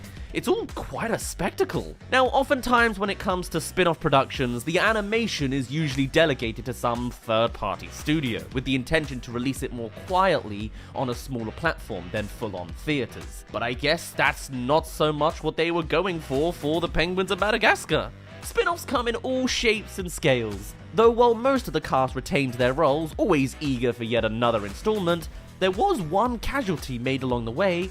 John DiMaggio didn't make a reappearance, and he was replaced by Conrad Vernon, the guy behind Addams Family and voicing Lurk. The role they're replacing over it is Rico, by the way, so it's not really much of a passable difference. So with the prologue element out of the way, the integral point behind the movie is the familial connection the Penguin squad have together, with Skipper being a kind of father figure to Private, whilst Private is also juggling with his importance in the group compared to the others. You could have anything you wanted. What would it be? To be a meaningful and valued member of this team. Oh. And so we're back to the present day, with a simple mission in place for the Penguins to give Private his birthday present of cheesy dibbles from a vending machine. Which of course involved knocking out the guards, rolling over zebra crossings, cracking the safe code, and getting through that inconvenient room of gold, only for them to be attacked by an octopus and kidnapped away in the middle of the night. Dr. Octavius Brine is the name of our villain. Dave! Turns out, this guy was around prior to the events of Madagascar 1, all the way back at the New York Zoo, and was displaced due to the penguin's appearance, and he has been seeking revenge ever since. And mind you, the entire time he's been monologuing, his body's been squirming away in every which impossible direction in its human form. Oh. And you know, as villains go, this guy ain't bad. He adds a nice little expansion of the already established world of the franchise. He's intimidating with his size and movements, and yet also incredibly doofy and fun to watch. A solid original character all round. I think the trend we're gonna start seeing is that while Disney's Ice Age spin-off is an example of how to do everything wrong, DreamWorks' Penguins of Madagascar shows us how to do everything right. As the penguins escape with snow globes and a vial of some bioweapon into a Venice boat chase sequence with octopi and oars flailing in every direction. All of it is kind of an assault on the senses, but for being so blasé-ly on theme, it's clear there was a lot of passion and attention put into every action beat. And perhaps that makes sense, as the original intentions of making a project like this started 9 years before release, back in 2005. Literally from the time of the very first Madagascar movie. They always had plans to do something like this. Though the initial plan was to release in 2009, with a direct-to-DVD spin-off. You know, the typical bait I'm expecting this spin-off series to divulge into. But come 2011, and Disney announced it'd be a full feature film, with the writers behind Megamind and co-director of B-Movie. And that's what we got. Simon J. Smith, Alan J. Schoolcraft, Brent Simons, and Lara Bray as producer, who would later produce Ron's Gone Wrong as well. Cool. And apparently the director went on to create Baymax Dreams, which was made in Unity to showcase real-time engine prowess for TV that won him an Emmy? God, the deeper you look into people and production details, the deeper the rabbit hole always seems to go. Hey, you made it to halfway through, so if you want more, subscribe. But back to the penguins, and eventually they're saved when cornered by a new squad of all original characters, known as the North Wind. They're gonna become our more conventional animal squad. Super organized, boosted with tech, and a clear spot for some envy on Skipper's part. And the voice cast includes Ken Jeong, Annette Mahendru, Peter Stormare, and up front is Benedict Cumberbatch. Remain calm, penguins. Who for some reason can't pronounce penguin. Penguins? Penguins. Now these guys are alright. They have a lot to showcase in the 8 minutes we're stuck in their tech base. Though they're also kind of that cliche rival gang. We're not going to see all that much exploration into their characters individually, and let's be honest, all the focus is going to be on Benedict Cumberbatch, who's perturbed by their squad and the chaotic nature they bring. And soon enough, he tranquilizes them away to Madagascar, seeing them as a liability. But not before Dave makes a reappearance on the big screen. Damn it, Dave. And I think it's at this point I should really bring up this movie's shining ingredient, the jokes. I first learned about this movie from a Tumblr post back in 2014 probably, about the reoccurring gag Dave has with his minions. Nicholas, cage them. Drew, Barry, more power. Charlize, they're on the ray! William, hurt them. Hallie, bury them. Hugh, Jack, man the battle stations. And I mean, that is just great on its own, but during this present scene, Dave hacks into the Northwind's computers but is having some technical troubles in the video call, which sure is usually a tired old Zoom joke, but this is from 2014, and the spins they put on the idea genuinely still stand as pretty original to the usual schmuck. It's not on. Click on the button with the picture of the microphone. Every time a villain calls in, this happens. Hello? You've also got pulling gags out of non-diegetic sounds. Sorry. And the very beginning with a Dave! Id Attenborough ripoff, documentarizing the Penguin Expedition. Followed by a pretty dark joke that's probably a wink to the real nature atrocity of docu-crew forcing penguins off a cliff for some drama. Gunther, give them a shove. Still, it's clear that it's the gags that are at the very center of this movie. From the sporadic actions to the goofy lines, the crazy scenarios, and the logic of physics, this movie is all about entertainment and just being funny. Release the sheep. And say what you will about the spin-off nature of the movie, or perhaps some of the more standard plot points, the actual entertainment factor for kids and for adults is absolutely off the charts. According to Rotten Tomatoes, this movie garnered a 74 and 63%, though I also get the sense that this is the kind of movie to gain a cult following behind it for just how unapologetically stupid it is willing to get. Anything for a laugh. and it's certainly fitting in a universe like this, I would say. But hey, let's get back to some plots. The next sequence has the penguins attempting to intercept Dave's evil deeds themselves, stopping him from abducting penguins from the Shanghai Zoo, as he's been collecting penguins. And keeping to that theme of Private being the underappreciated younger child, he's reluctantly placed as bait amongst the Shanghai penguins, only for the mission to fail and Dave to take Private fully away from them. And upon using Northwind's jet to try to chase down Dave's submarine, it's blown up over the scuffle between squads. A dramatic moment that the sporadic nature of the Madagascar world really helps to highlight, with the crew literally being flung upside down into the windshield to witness front row seats of the submarine sinking. I think there's a real art to cartoonish physics and storytelling, and whatever you want to call this bombarding genre, it comes together fantastically when the stars align like this. And with Private as the man on the inside, we come to learn that Dave's villainous plan is to use his bioweapon, a Medusa serum, to turn all penguins into mindless, ugly-looking monsters, just so that the public will hate them, and hopefully exterminate them too. Someone hasn't met David Attenborough. That's it. That's the evil. It's petty, it's small, it's fitting for a spin-off, and awfully doofenshmirtz. Movies these days always feel like there needs to be some sort of Avengers-level threat final boss, so it's almost kind of refreshing to see something that's more, almost personal, and lower on the stakes for your ending, you know? And so, the big rescue mission is put into action, North Wind and the penguins side by side, however much Skipper doesn't want to swallow his pride. And after all the more conflicts of conversation and a million jokes on the actual execution of the operation, everyone is captured. It's that kind of final act where all hope seems lost and the heroes can only witness the villain in their moment of triumph. Now, as we come to a close on the plot synopsis, we'll tell the end results of this DreamWorks side-ish project. As Penguins of Madagascar collated a decent $83.4 million in North America, although that is overshadowed by the $290.2 million it got from foreign countries on top of that. The Penguins truly did tackle a round-the-globe adventure, although, in comparison to DreamWorks' usual standards, this movie was considered a flop. In fact, thanks to this film and Peabody and Sherman, DreamWorks ended up having to write off over $50 million in recovery. See, while the quality of the film and its barrage of jokes may be something I can come to really appreciate 9 years later, the fact of the matter is these penguins were already 9 years old from their first theatrical appearance. And perhaps there was an element of fatigue in audiences to see these characters after so much time had already passed.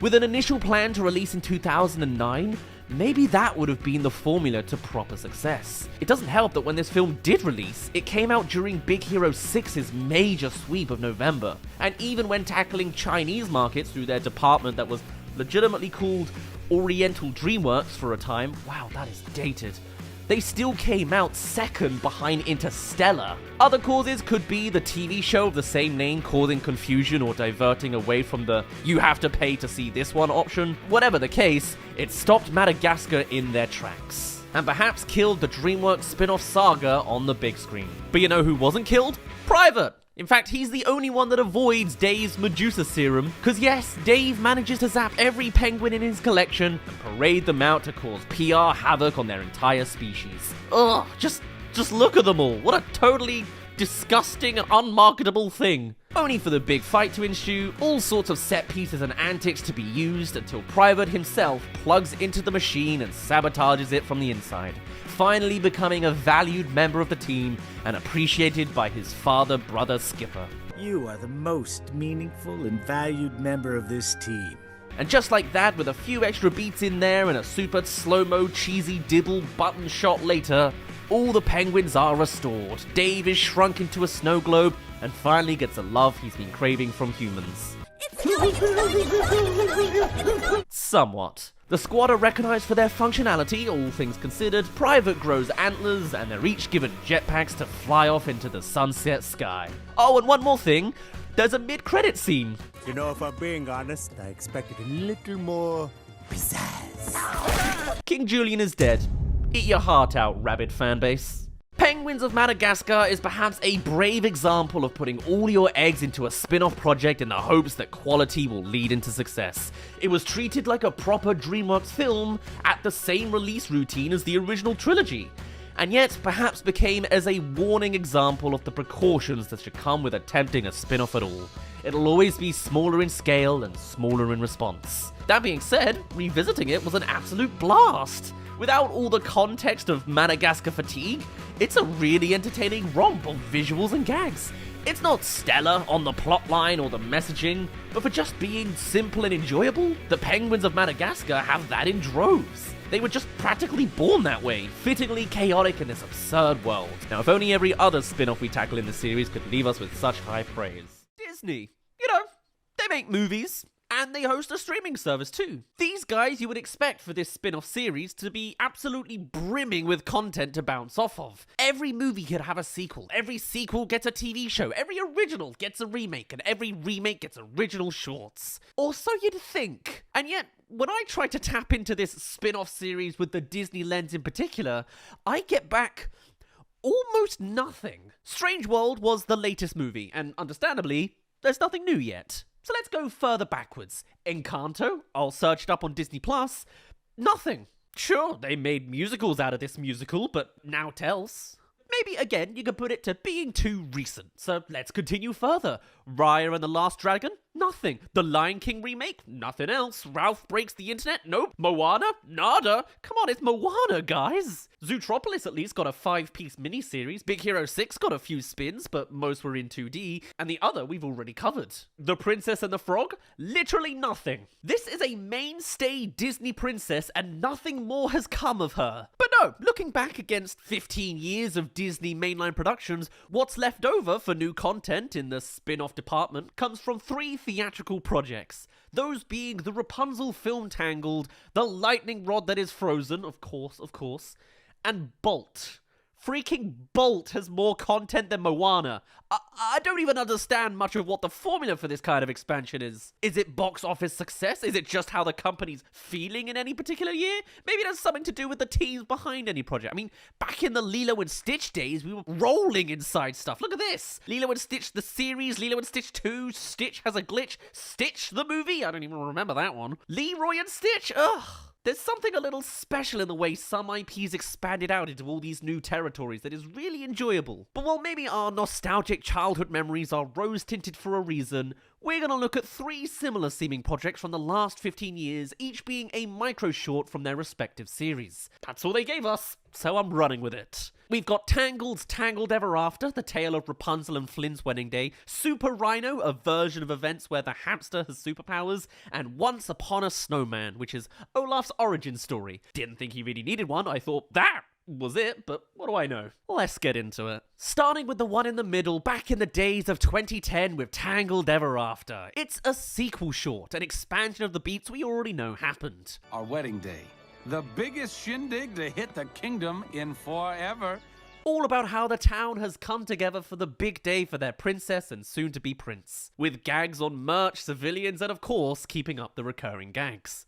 Oh, come on! They still can't get my nose right. But while you would expect a Tangled spin-off short to be all about Rapunzel and Flynn, they actually have an awfully minor role this time around, being more so background characters that need to be protected. No, instead it is all about the Disney animal companions, of course. This is an animal short, as Maximus the horse and Pascal the chameleon are the ring bearers. Honestly, it's weirdly nostalgic to see a horse with so much intelligent personality.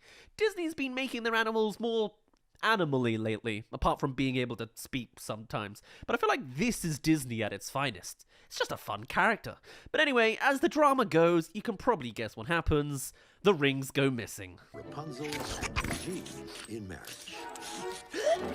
Live their lives together. And the whole short becomes one big action set piece as the two chase them down, with all sorts of gags sprinkled in there. Though it's a little aged in places. Wow.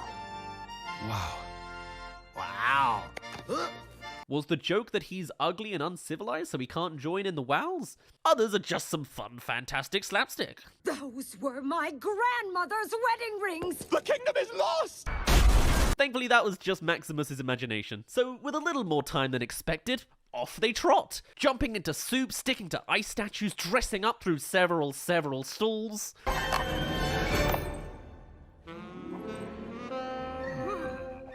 classic. You got seesaws, carriage chases, those floating lanterns again, and an incredible tangled theming. Frying pans! Remember the frying pans here! So far, it's all just a fantastically orchestrated double chase scene against the design backdrop of a wedding. You could see all the moving parts like the just married cart, the catering outside, and of course, flying just outside of the cathedral grounds itself. Even the frying pans come back around as apparently sounding like the gong that's the signal to release the doves and the lanterns. Now, both animals' individual chase sequence is starting to meet in the middle. Rings flying even further out of view and Flynn getting even more of the Pinocchio treatment. The two together now are chased down a street that this vendor spontaneously combusts, I guess. Perfect for a slingshot up to the ring some bird grabbed. Victorious and splattered in tar. May I have the rings? Ending off with a couple extra character gags and a cyclical ending. So, who wants a piece of cake? This short was an incredible little piece, so well stitched together for tone and intrigue, all sorts of gags. I love the accordion prisoner. And overall, just a solid add-on to one of Disney's finest movies. Let's see how they did 8 years later with Olaf and Once Upon a Snowman. This is a very different Disney by now. There's new tones and approaches to dialogue and humor, as we will quickly see. Again though, not about our main-ist cast, but the to-the-side non-human guy. And now that this guy can speak, he is of course going to be nattering the whole time. But not before... Let it go! Of course, we go right into the big seller. Disney knows what's popular and will happily repeat it again for those kids that forgot. They never forgot. And after some retold shots we've all seen 100 times, Olaf is brewed and the camera sticks on him this time. For a bit. Then we're back to Elsa's big thing again, finally coming off of that damn song again when we loop around to... This whole short is going to be a, oh, that's what happened kind of short, but a bit more crammed in than seemingly legitimate. But as we get our title card still playing Let It Go in the background, of course, we eventually open up to Olaf's first moments. I'm alive! Who said that? I said that. It's a one-man show of Olaf being quirky and kooky. Don't forget quippy, with a camera that's kind of static. It's almost like a demo reel of character acting this scene feels like. And the jokes? I can juggle! No, I cannot. I got too confident. Different. You know, good, but less on the slapstick and chaotic and more on the Marvel quip. It's the tonal shift of the industry almost a decade later, or so you could pass. And eventually, Olaf gets a wandering too. So I'm made of snow, and I'm walking on snow. That's kind of weird. Still going along with the meta comments about the weirdness of Disney magic, until we come to the rest of the film's references. Reindeers are better than people. Yeah, barn songs. Yes, because apparently Olaf can only be present when there's a Disney song being told nearby. Now, hearing muffled in the barn, reindeers are better than people. Remember that, kids? He's now involved at locations relevant to the main plot. Hey, where was Anna? Snowman? Ah, of course. It's kind of like the Zootropolis Plus treatment we saw beforehand, though a little more tongue-in-cheek. This is clearly added on more after the fact, but it's enjoyable nonetheless. Wandering Okins, do you know that if you scramble up those letters, it's an anagram for naked Norwegians? Okay, good to know. Anyway, now that he's here, we need a vague piece of plot, which comes from wanting a nose and getting through their identity crisis. Thank you for making it to the halfway mark. Subscribe if you're interested in seeing more spin-off coverage from us, or suggest ideas for this series over on our Discord server. Thank you. Time for a montage of options.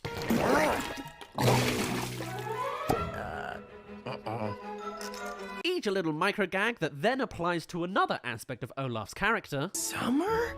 It's beautiful. Nice. This is the thing I like the most, helping to fill out these kind of details we already know about our guy. Of course, when it comes to the presentation, it's mostly just seeing the slideshow of stock summer images and some dilating pupils, and a bit more shallowly, an instrumentation of Olaf's summer song playing in the background. It's a lot more blasé with the references it's pulling from. It's a crowd pleaser. Oh, bees buzzing. And now Olaf has an obsession topic. He's given us summer sausage and off on his merry way. Thank you, big, lovable, pink-faced bear man. Off to unknowingly go chasing Anna and Kristoff on their sleigh, but in more of an action sequence of animation prowess, as Olaf is chased after wolves for having a sausage for a nose. And with these sliding antics ensuing, Olaf's different body parts can all come together in different and unique ways. It's good. Probably the highlight of the whole thing. Have you seen our butt? No! No! No! But the dialogue is also kind of, He swings past the protagonist duo again in a way that surely you would have noticed the original way around, but it does lead nicely into one detail. Love experts. I'm not buying it. Stop talking. No. I'd like to meet these. No, I mean it. Olaf is the reason the wolves approached them in the first place. Cool. And as Olaf finally lands all in one piece, we see the others reach the bridge gap, and a carrot from Sven leads to his nose. Maybe it's still... Man, I guess Disney still likes their spontaneous explosion gag. Me too. And as Olaf helps a single sad puppy, he loses his nose and gets... Not exactly the best lesson to teach kids that wild wolves are friendly sometimes, but sure. It's Olaf's final thing that he loves warm hugs. I'm Olaf, and I like warm hugs. And that's where it ends. Post-credits wandering to the main gang, it's a side tale. Less immersive than the old Zootropolis Plus one, and a bit more tropey and shallow, but sure. At least it's not just a single scene retelling Disney's glory days through a vaguely annoying character. And so while Tangled Ever After was 9 minutes and Once Upon a Snowman was 6, let's hop back very briefly to the smallest little project from a franchise we've probably all long forgotten. It's Bolt time. We'll cover this quick. Calico, you monster! In this short, Calico is the big bad villain, and our two mainest characters, Bolt and Penny, have been fully captured, ready to be dipped in lava at Dr. Calico's evil lair. Let it begin! Let it begin! Let it begin! And the hamster is the one who will save them now. Remember him? His name's Rhino, and he's a fanboy of the show, because this is all fake. And with his overconfidence and need for cringe, he's now front and center, blazing into the lair like a missile inside of his little ball, and without seeing any of the action, here he is. I did that with my eyeballs! You can tell it was from the pre-revival era. It's not good on the eyes or good on the ears. An incredibly mid experience. Nay, it's Rhino. It's meant to be like a tropey twist tale, and so it comes off as tropey and unoriginal. Fun, I guess, but not good. And when they're telling somewhat of a joke in the dialogue, I'm 1/16th wolf with little wolverines. We're done here. It's the same lines as in the original movie. Again, just leaning on theatrical references, if not just not really trying at all. And as the missiles come barraging, Rhino instantly hops on top. Slow-mo, because you have to, as we get some POV eye laser shots and then a perfect catch of the hostages. This isn't over. We're done here. Oh my. And that's practically it. There's no substance here, no deliberate choreography, just a tiny side piece of fun that's diluted on the fun factor. You saved us. Now, if you'll excuse me, I have an urgent matter to attend to. And then, in true dated fashion, I mean, I guess this is Disney, so there's a connection somewhere along the way. In fact, no, I won't tell you. Guess.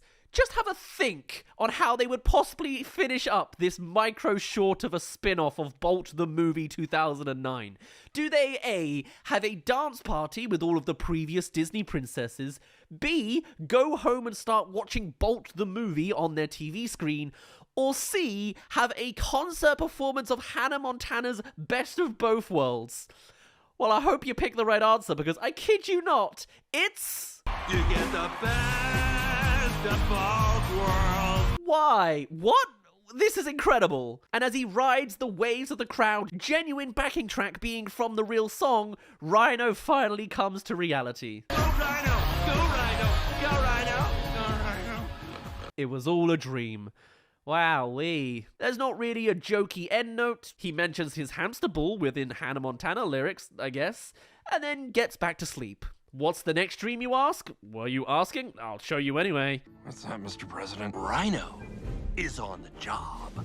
And that's literally the last frame other than credits. It was a weird time for Disney back then. Disney don't seem to be all that into spin-off shorts. These feel like the output of very unfocused, unorganized little individual pieces. The fact that there were 3 in the past 15 years probably attends to that. If I was to rank them, you know my thoughts already. They had something great going on with Tangled, they became shallow with Frozen, and boy, I don't even know what they were thinking back in the Bolt days. But maybe someday soon we'll get some new spin-off material to dissect. I would genuinely be interested to see more. And maybe they'd be better at it these days. They've certainly shown their prowess with Zootropolis Plus, which was an entire series, so we'll see. Maybe they only do it with animals and non-human things, so no Encanto, no Strange World, and probably not Raya the Last Dragon. Guess we'll have to see what else they're brewing, but who knows?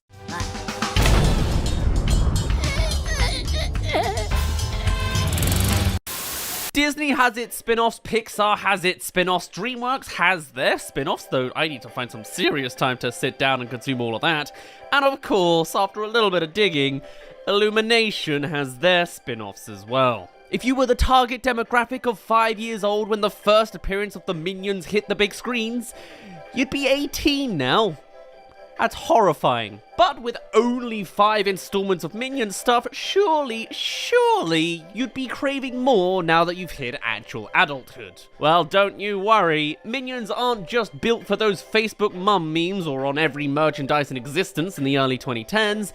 Interspliced across the years, there have been shorts of the Minions as well. Typically, it's 2 to 3 short releases for every Illumination movie that comes out, usually on the Blu-ray disc of any given movie. But thankfully, I don't have to buy the entire physical library of Illumination movies to catch all of Illumination's side projects, as there is a compilation volume called Minions and More, stitching together all of Illumination shorts all into one place. And naturally, it has Minions in the title. There is a Volume 1, a Volume 2, and a Volume 3 coming out in July. Not necessarily covering the newest stuff. One of those shorts is one aptly just named Banana from 2010. It's the original Minion shorts. But there is also a spin-off Mario short on that list that comes with the Mario movie Blu-ray about Kamek trying to sneak in a power-up to Bowser post-jar. Still, we only have access to 2 volumes. I don't have any physical Blu-rays. I've never even watched a film on Blu-ray at all. I know, I'm behind the times, but that gives us a viewing of 21 Illumination shorts. And 11 of which are Minions related. Of course, more than half of them are Minions related. So, much like we did with Cars on the Road, we'll be quickly going through each episode and ranking them. Plus, with so much Illumination content all plugged together, don't be surprised to see a follow-up real soon when Volume 3 comes out. Or I choose to tackle all of the Grinch and Mario short or something. Are they allowed to do that? They must have some weighty contracts with their collaborators.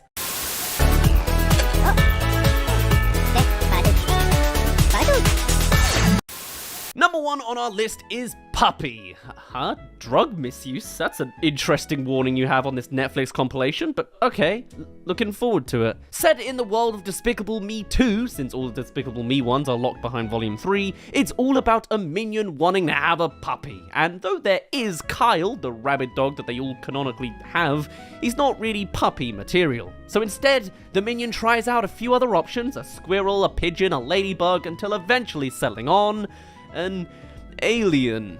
Alright, sure. He feeds the alien, there's crop circles in the garden, he walks it, there's like Simlish music playing in the background because we're in the Minions gibberish land of logic. And there is actually one cool beat I like about how the alien spaceship can play music by burning onto the disc directly with its laser beams. That's cool. It can also enlarge on food, which the Minions all enjoy, and giant bananas too, because of course. The alien destroys a TV, Gru evicts them, and so the alien burns some constellations into view. It's like half good, half roll your eyes territory, you know? A very Minion start. We then come to learn from the dialogueless exchange that the alien doesn't feel properly at home here, and that their home is very, very far away, you know.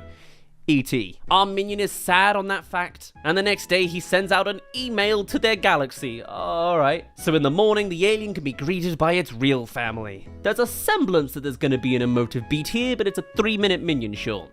that's not gonna happen. The alien heads off, but leaves behind a gigantified ladybug, so our minion can still have company. See, it's okay to say goodbye to your pets and your friends, as long as you have something suitable to replace them. Then goodbyes don't need to have any weight at all. This short is a very short. This is about as middle of the road as I was expecting on the concept of an Illumination side story. It just goes. It covers the checkmark beats it has in regards to minion running gags, and is kinda there, kinda not. We'll put it neutrally in the center of our ranking list, and probably cover them a bit faster than that. Also, each one of these shorts comes with its own Illumination logo, which is nice to see a hint of creativity played with the brand. This first time, it was fly swatting a bunch of minions, which is about as accurate as the IP feels to me most of the time.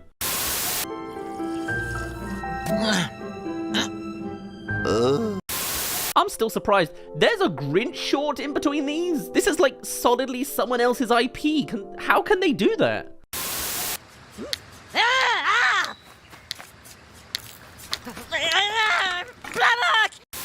Following that, we have Minion Scouts. This short, maybe my brain is rotting from the amount of yellow Tic Tacs I've witnessed in the past week. This short seems pretty good. You can get the concept immediately. The minions try out being Boy Scouts. Hilarity ensues. It all starts from the desire of wanting a big shiny badge, and naturally the scout leader is put through the ringer. It's just good slapstick comedy in places.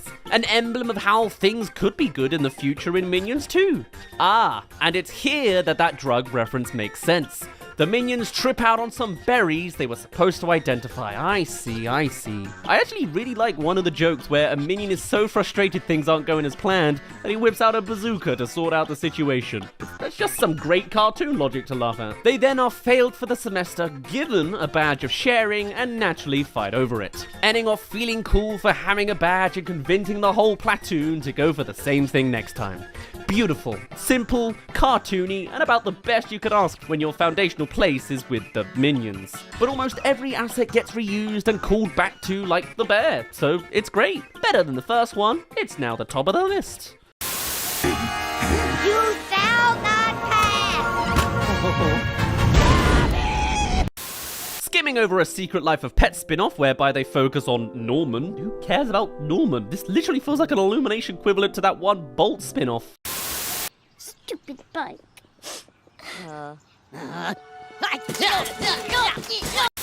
We reach Training Wheels, fittingly with a bike charging logo too. The plot of this one actually focuses on Gru's little girls, as they're all cycling over to the ice cream truck, only the little one, Agnes, can't cycle yet. Classic relatability to their kiddie audience that have no sportly skills yet. To which she's upset and the minions beat up her bike.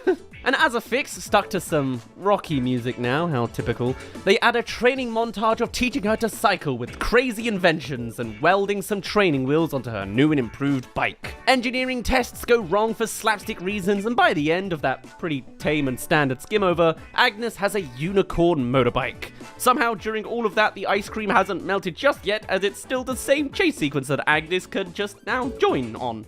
Oh, but there's more! The ice cream truck is hijacked. Crime is afoot. So her Tron-style bike careens ahead, crashing into the damn thing, raining ice cream everywhere. You know, that's a little bit better than the more standard chase the truck into the sunset ending, and then it transforms into a full astronaut suit at the end for some reason. Okay, this is naff. There's not a lot of creativity here. A montage plays and fixes a scenario. It's about a 4 out of 10, so now below everything we've seen so far. Just barely. Always mess that part up. Whoa, are you alright? Here's a Sing short with actually Taron Egerton. That's more motivation than what Cumberbatch had earlier. I'll skip it for you anyway. You're welcome.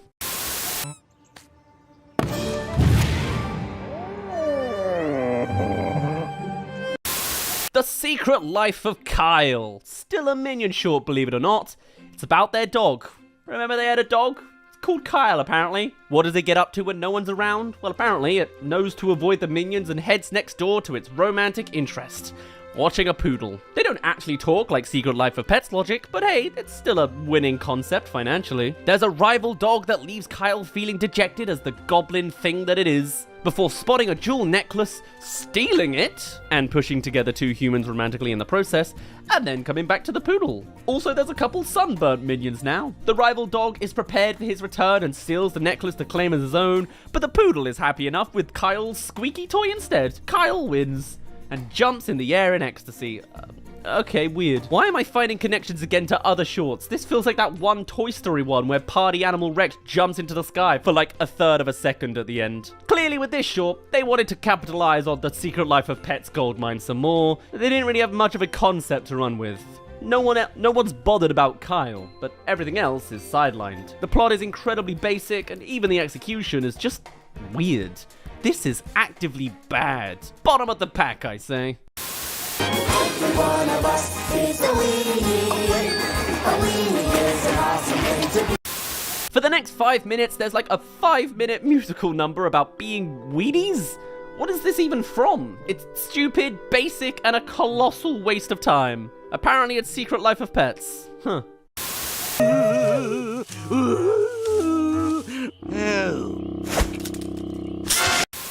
Also, there's a Lorax short right after. I know far too little to be getting into the Lorax today. Is that amazing, Phil? Perfect job for you guys.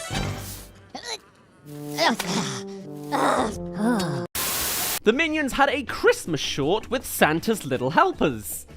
Bit of a generic title you have there, but whatever. The Minions inexplicably send themselves to the North Pole instead of Miami and help out at the old factory. Hilarity ensues, but to a lesser degree than the Scouts one. One of the first jokes in-house is that the instructions are to give a twerk and get to work. It was a different time. Comedy was dead back then. They fart on the supervisor and that dyes their hair. That kind of humor, all the way through. They ruin the conveyor, break gingerbread houses, they let out all the reindeer, who do have a great devilish smile to them, and as they're fired in the chasing mess of it all, Santa appears. Everything magically sorts itself out within the chaos except the supervisor is stripped of his clothes. The Minions won, riding out the sleigh in the dead of night, headbanging to a rock version of Jingle Bells in the credits. And the supervisor is seen in screenshots after, being punished by Santa like the Minions were before. This one ain't that great either. Not just because I'm practically sat in a heat wave while watching this, but it's also pretty generic all around. It's just a Christmas cop-out. Why did they hide Santa's identity if they're gonna show him full body in the credits? This ain't as bad as Kyle, but it's not gonna go any higher than that. Also, strange, they bunched all of the credits of everything we've seen so far all together at the end of this compilation. Boy, they really do know how to keep up the retention time of kids. Just weird to witness credits transitioning into more credits for a different short.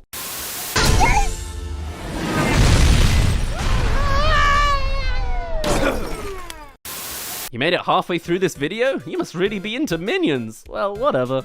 If you're hoping to see some more spin-off content like this, subscribe. Or on a totally different note, a spin-off of our content if you will, I'm starting the rumblings of reviving my second channel. If you're an old school Pikmin fan, you may enjoy what is currently available now. Or wait till weekly Friday uploads where I'm going to be delving into a bit of speed running on the Tears of the Kingdom front. It's a hobby. Check it out. But for now, here's more Minions, as requested. By you, apparently.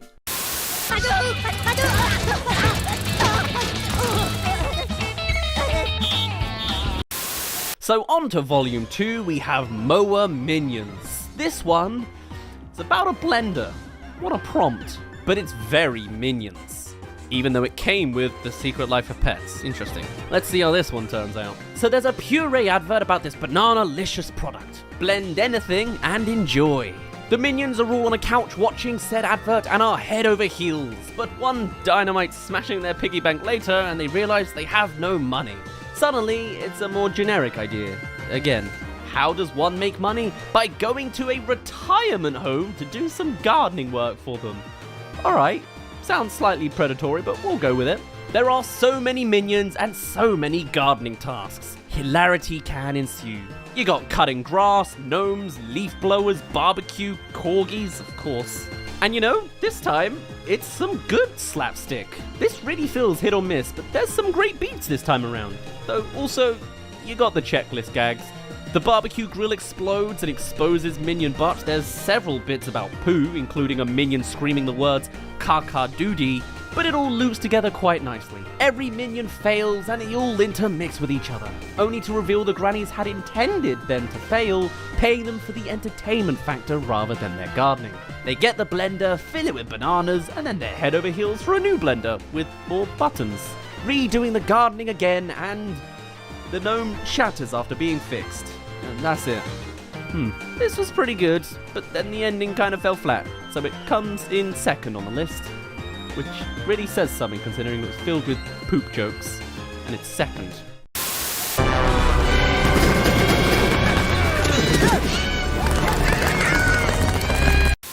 Secret Life of Pets is another stab of being a Bolt spin-off rip-off spin-off with Super Gidget, which is literally Super Rhino.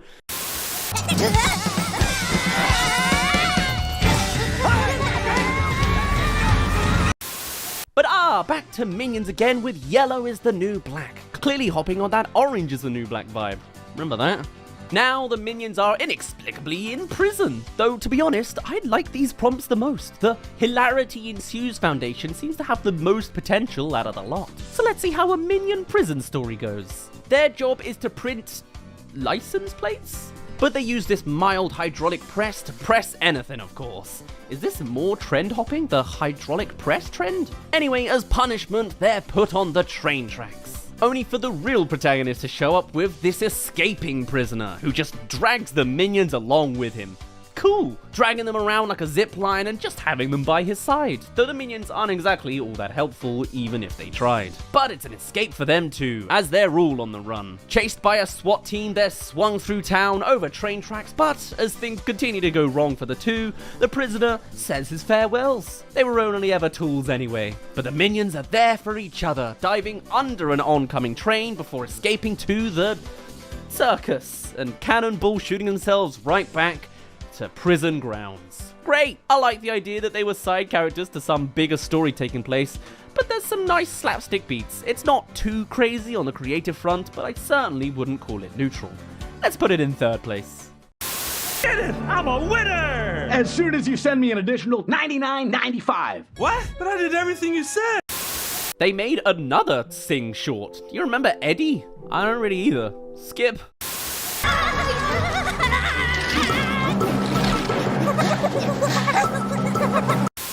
Oh yeah, we next have from the Despicable Me franchise, Competition. This is about as generic of an idea as I can think. Literally the plot of any student short animation, but done with minions. And this one came out in 2015, so you can't even say it's their very first one. It came with the Minions movie, number 3. After a logo about a giant plug where the minions are inexplicably in space, we have these two in some secret bomb lab, where they're scrapping plans and throwing the paper into the bin. This then becomes a competition. Wow. Perfect throws even when blind. They then have an impromptu boxing match between the two. I like that the set is built for that urge, followed by a thumb war and slapsies, fire extinguisher chair races, and then bombs. Explosive chemistry as the minions drop down on this giant shaft. Was there a Minions Dropper game on mobile? Somehow I got like a sent back to a dormant memory watching this sequence. They make a competition of falling faster than the other before the whole place super blasts in explosive materials. The minions are burnt and the bin lands perfectly back in place. Back to throwing paper. Look, it's kind of creative with how it kept escalating, but is this not just a normal short idea with minions slapped into it? I don't know, something about this one feels particularly soulless. Or maybe it's that strange memory of a Minion mobile game that's got me thinking in this way. I guess it's not bottom tier, but we'll put it as third last.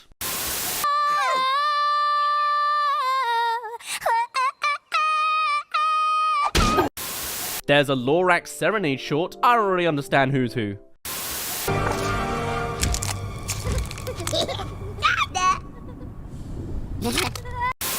Crow Minions is next.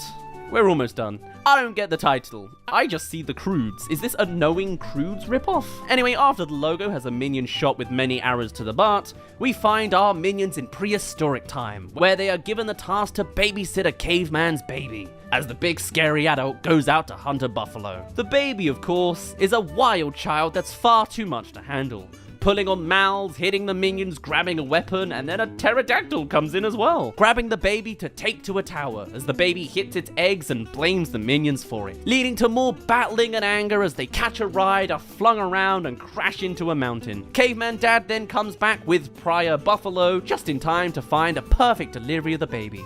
Perfect ending, if not for the baby inhaling the entire meat and blaming the minions too. The dad angrily attacks the minions, the baby has that evil look in its eyes, and the pterodactyl takes the baby. The baby is dead. I guess this is a hilarity ensues kind of prompt in caveman times, but it's not that impressive. Pretty tropey from a cartoon perspective, and even if it's intended to be baby's first animated short, so these tropes are new to the audience, should it really be upheld on a pedestal for just rehashing the comedic ingenuity of the past and calling it your own? No. Make something original for these kids, Illumination. It's not badly done, but it's not a neutral tier. It's the new third last. At least competition had variety.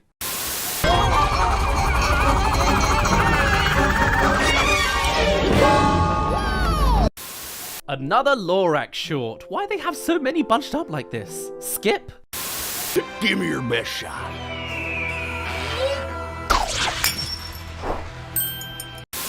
We're now in proper Minions movie territory, though the logo is a crossover with the Grinch for some reason. Blinky Nelson. It's about the evil family the Minions come about to in their protagonist movie. After committing a successful robbery, the baby has left his pacifier, but instead of being a big boy now, he decides to use toys in his bedroom to build a helicopter and fly right back to the museum. It's Baby versus Museum. I don't think I've heard that one before. Going through the vents, there's nightlights for the laser room, baby powder for the passcode, all sorts of good assets to be using here. As the guard is notified and looking about, Blinky finds his pacifier in the hands of a statue, how perfect, but just in time for the guard to spot they've actually been heisted, believing the baby took everything. Not a thinker, this guard. Antics ensue to give the thinker a thought and stop the guard. As Blinky returns to his crib, parents none the wiser over it all. This had something going for it. It's like the opposite of my past complaints. An original founding, assets to play off of, but it didn't actually do that much with it. Kind of watered down on the execution instead. It's better than bad, but more like neutral. We'll put it one below the original puppy one. And finally, we have our last Minion short, at least in the available collection on Netflix at the moment. Apparently all 3 shorts from the original Despicable Me 1 are locked behind Volume 3. And though they are catchable online, it's in really poor quality. So I'm just gonna wait out for my Minions update and get some Mario movie shorts on the side too.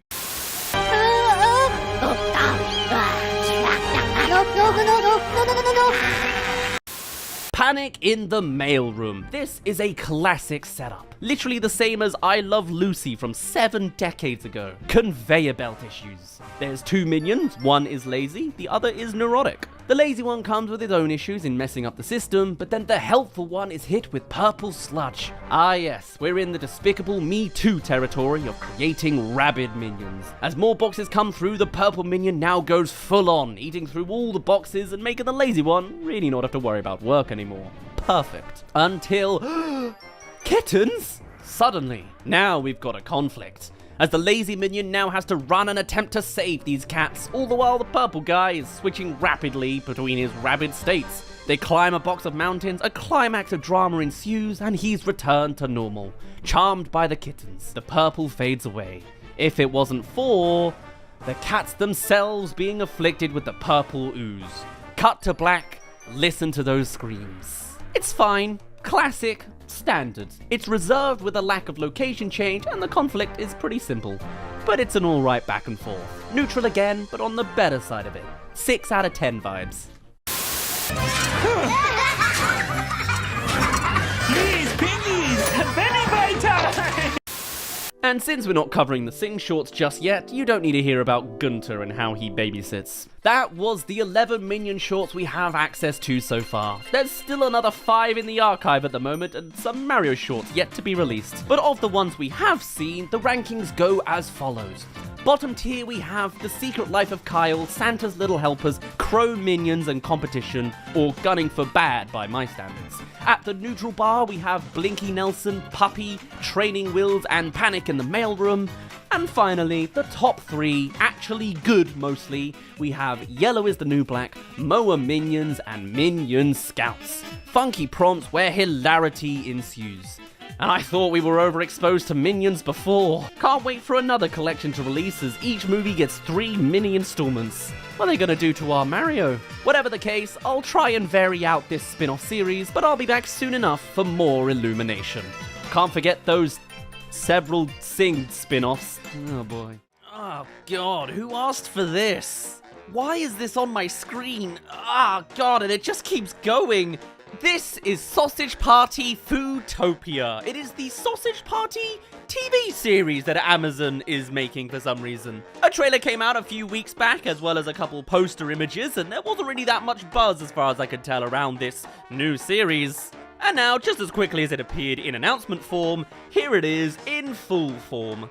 And like, why? Who asked for this? Is this an in-demand project? The original 2018 Sausage Party movie, I think as well, didn't really have the kind of buzz that it was maybe going for. Obviously being an adult version of a parody of the Toy Story Pixar formula. It got headlines in the fact that the initial trailer was good for chewing on baby carrots, and then the actual reception of the movie was pretty meh. It's very toilet humor happy, has a weird dynamic where it's kind of aimed for adults with its clearly adult humor, but also it's the kind of adult humor that's very prepubescent, you know, it's very 15-year-old coded. So perhaps with 6 years of thinking and retrospective, maybe a little bit of self-reflection going on there, maybe they can actually expand what is apparently going to be a franchise now into something that's genuinely a little bit more than 15-year-old humor.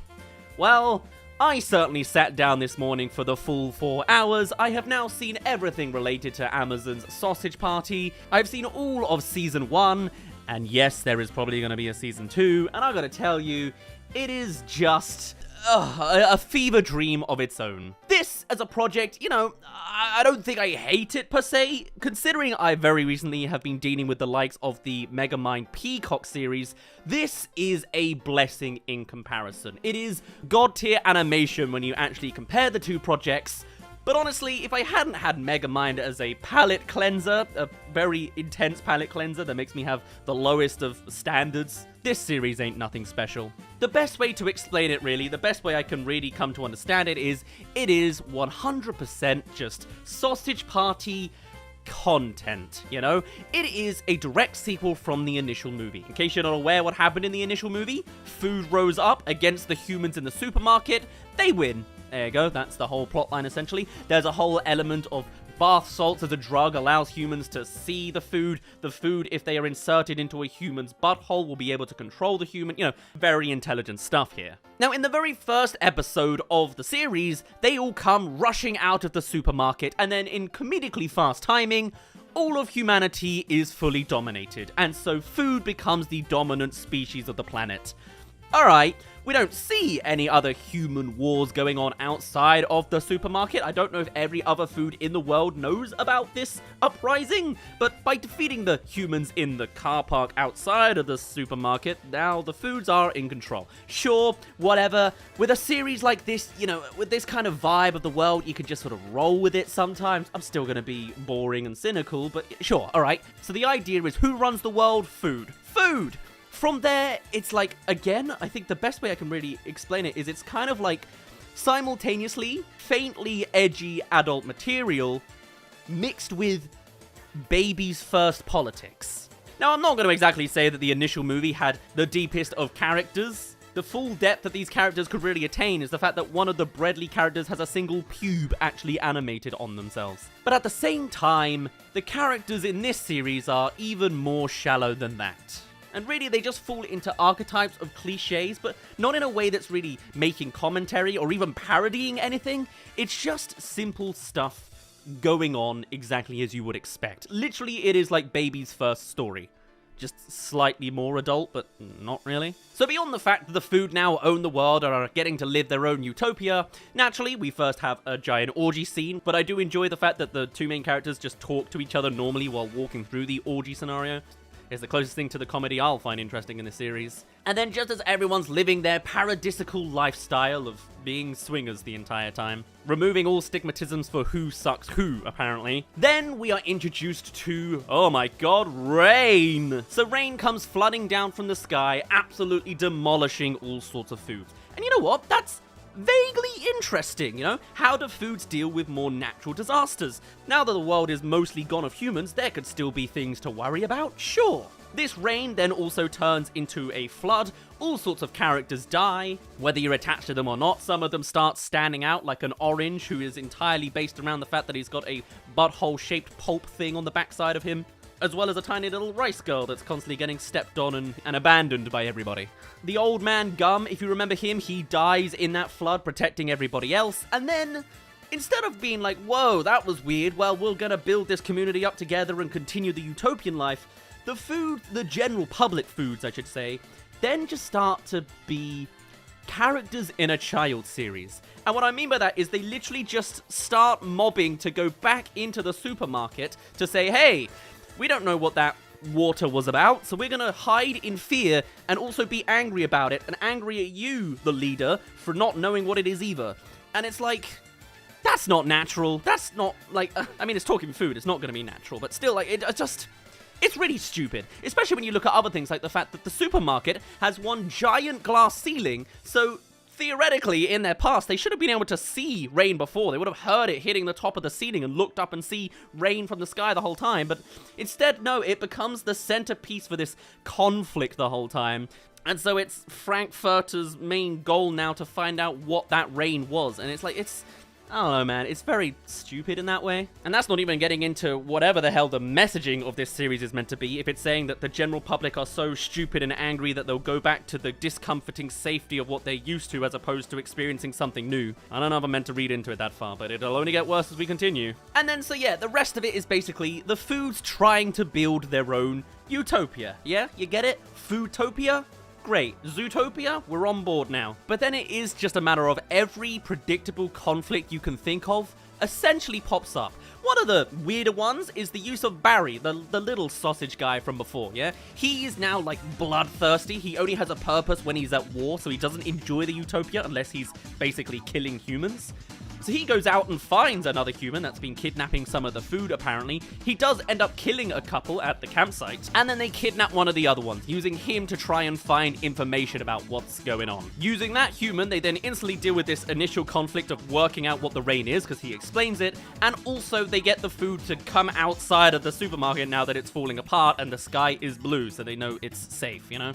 And, like, that's fine. The human thing is only going to go into weirder directions. We'll get there in a bit. There's also Sammy the Bagel, who's grieving his friend and so decides to get into the entertainment business. All right, he does stand-up comedy all the time. Sure, whatever. It's also then at this point that they do more like basic politics things where now that the people are out and about and it's just free reign for everybody, they start being very divisive, claiming land for just themselves immediately and cutting people off. You know, just being general dicks to each other. Again, is that commentary for the public as a whole? I don't know, because it's by the ending, it's not got a very good messaging about it, but we'll get there when we get there. Still, you get the idea. Everyone starts claiming their own land and splitting up and saying, this is mine, this is mine, this is mine. By episode 3, you start to see what the real premise of this show is. It's not to tell a convincing storyline, as much as I'm going to keep telling you all the ins and outs about it. It's not to tell any great message or to really be that entertaining.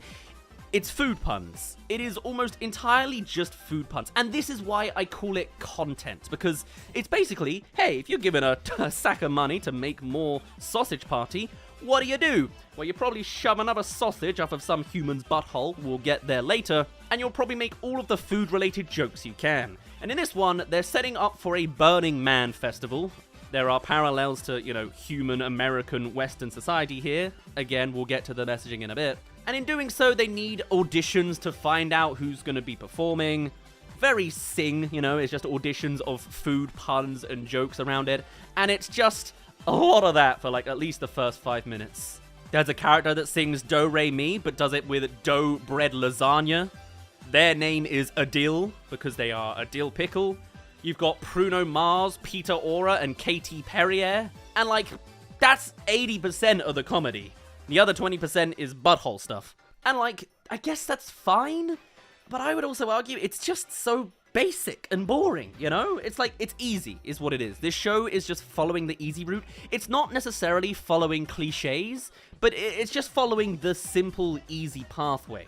And it's not doing it in a way that's commentary. You know, like how on Amazon Prime at the same time you have The Boys, which is very much a commentary parody of the current American political circumstances.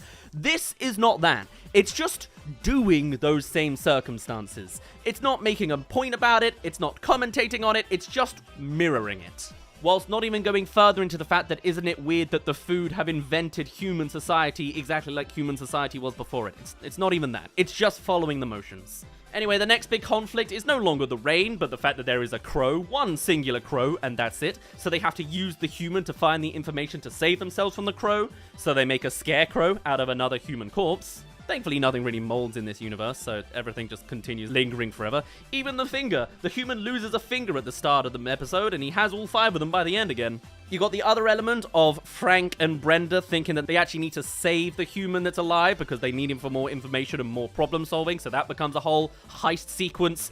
Olivia Rodriguez is another pun that's just shoved in there randomly. They sing macaroni instead of Macarena. Oh, and also they're establishing currency now, with human teeth being the new status quo. All of the song, and yeah, it's basically like a musical episode. All of the songs are some sort of food-related pun. Apart from, we're gonna start a fire, instead of, we didn't start the fire, when they start the fire.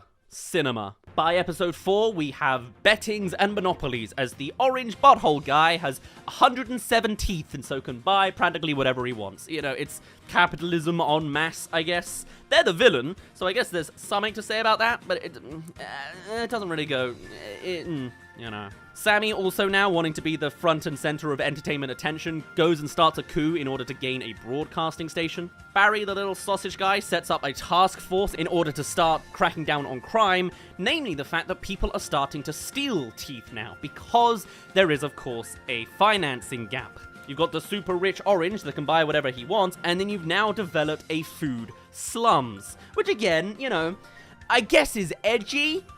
They don't really do anything different with it. It's just, hey, there are poor people, they are forced to steal teeth, you send them to court, and then you realize they were kind of justified because they just needed to live. Oops, oh well, haha. Oh, but one more haha to put in here. One of the popsicles, his wood's shaped like testicles, ha ha ha. Honestly, the only real visual joke I think I do enjoy from this show so far is the fact that there's an avocado who has no seed in his belly, so he just constantly looks like he's gasping. So they just cut to him whenever there's a gasp, and he doesn't need to gasp, he just looks like he's gasping. It's great. I'm an old man, is what I'm telling you. Or I'm older than 15, is what I'm trying to say. Because this series is just continuing the trend of being low-hanging fruit and baby's first story. They then start going into commentary about maybe they should spread the wealth evenly between each other. That wouldn't be controversial, and that's as close as they get to commentary about capitalism, communism stuff. Like, they could have really delved down an interesting route and parodied it, but it's not. It's just doing it. Anyway, the orange starts stepping up as a politician who's more popular than Frank because of his capitalistic views. The human ends up eating a human foot in order to stay anti-vegan, to not eat the food because he's, you know, not supposed to anymore. It's at this point I discovered that the director is Conrad Vernon, the same guy between The Addams Family, and suddenly things start to make a whole lot more sense. And then we have a surprisingly really long sequence of the human eating the foot with sad ending music going on the whole time as the credits show on screen. Why? I don't know. Is that meant to be the symbolic thing? We're meant to be most empathetic for the human in this food-based story because he becomes a cannibal? I don't know. There's also some other interesting people attached to this show, such as Sung-Won Cho as well, who's involved, which is very cool to see. Hello there, thank you for making it halfway through this video. This is the quick plug to tell you to subscribe if you're interested in new animated reviews. There's a couple more things coming out in the next few months, so if you're interested in seeing us talk about those, come join along as we'll inevitably get around to them, including Despicable Me 4 that comes out tomorrow in the UK, which is very late compared to the US, but we're working on it. Alright, see you in a bit. Back to the rest of the video. By episode 5, we really start lingering on a documentarian parody in the form of Vini Hot Dog. A parody of, you know, the real-life guy. Showcasing the anguishes of the poor as an egg family is dealing with, you know, having to juggle multiple jobs, and then at the end the whole egg family dies anyway. Maybe they're going for the heights of the baby carrot thing again? but I don't think it works as well. Anyway, now things are slippery sloping even more. Orange Julius has bought the task force and so is shutting down Frank's rally. He also corrupts the courts by making the judge also vote in his favor. And then it develops even more with Frank realizing you gotta fight evil with evil. You need to gain money in order to have all of the powers. So he goes and does a Fast and Furious, and that's literally what they call it, in order to do a heist movie, just like Fast and Furious 5, in order to steal a bunch of Orange Julius's money in order to do future campaign things. You know, it ends up with a police pile-up. Barry, who's trying to be kind of like the police force, is chucked into the fountain, almost discovering Frank's secret identity wearing a potato sack. And then Brenda breaks up with Frank for taking the more evil route to achieve their goals. I might say this is probably the highlight of the series, just because it's got, you know, interesting chasing action scenes and it goes on for a while. There's, you know, visual stuff there. There's a couple, you know, good edgy jokes I enjoyed, like Brenda saying, "You did Potato Head?" As if to infer that is blackface in the food universe. They don't really explain a lot of the rules in this series, and that's kind of the point. The human asks about how a bunch of rules work, and they don't explain it any further than that, and they say, "Shut up, it makes sense anyway." So, like, yeah, that's probably the highlight. It just continues to get weird here. The documentarian continues to stalk Brenda the entire time through this series in a way that's sort of, you know, important for the story, but also genuinely creepy and a surprise that it's still used for laughs in this modern age, but sure, whatever. But maybe that's exactly the point, considering all of this is edgy humor. Where do you draw the line after all? Is it there, really? And actually, this episode 6 is the one that legitimately has a warning from Amazon. So you know it's good stuff here. Barry realizes that Frank was the potato man from before. The human continues to give advice to Frank as a politician. There's more food puns like "I've got butter, jam, and mayo," spreading the word. All the while Brenda is campaigning with the poor people in the slums.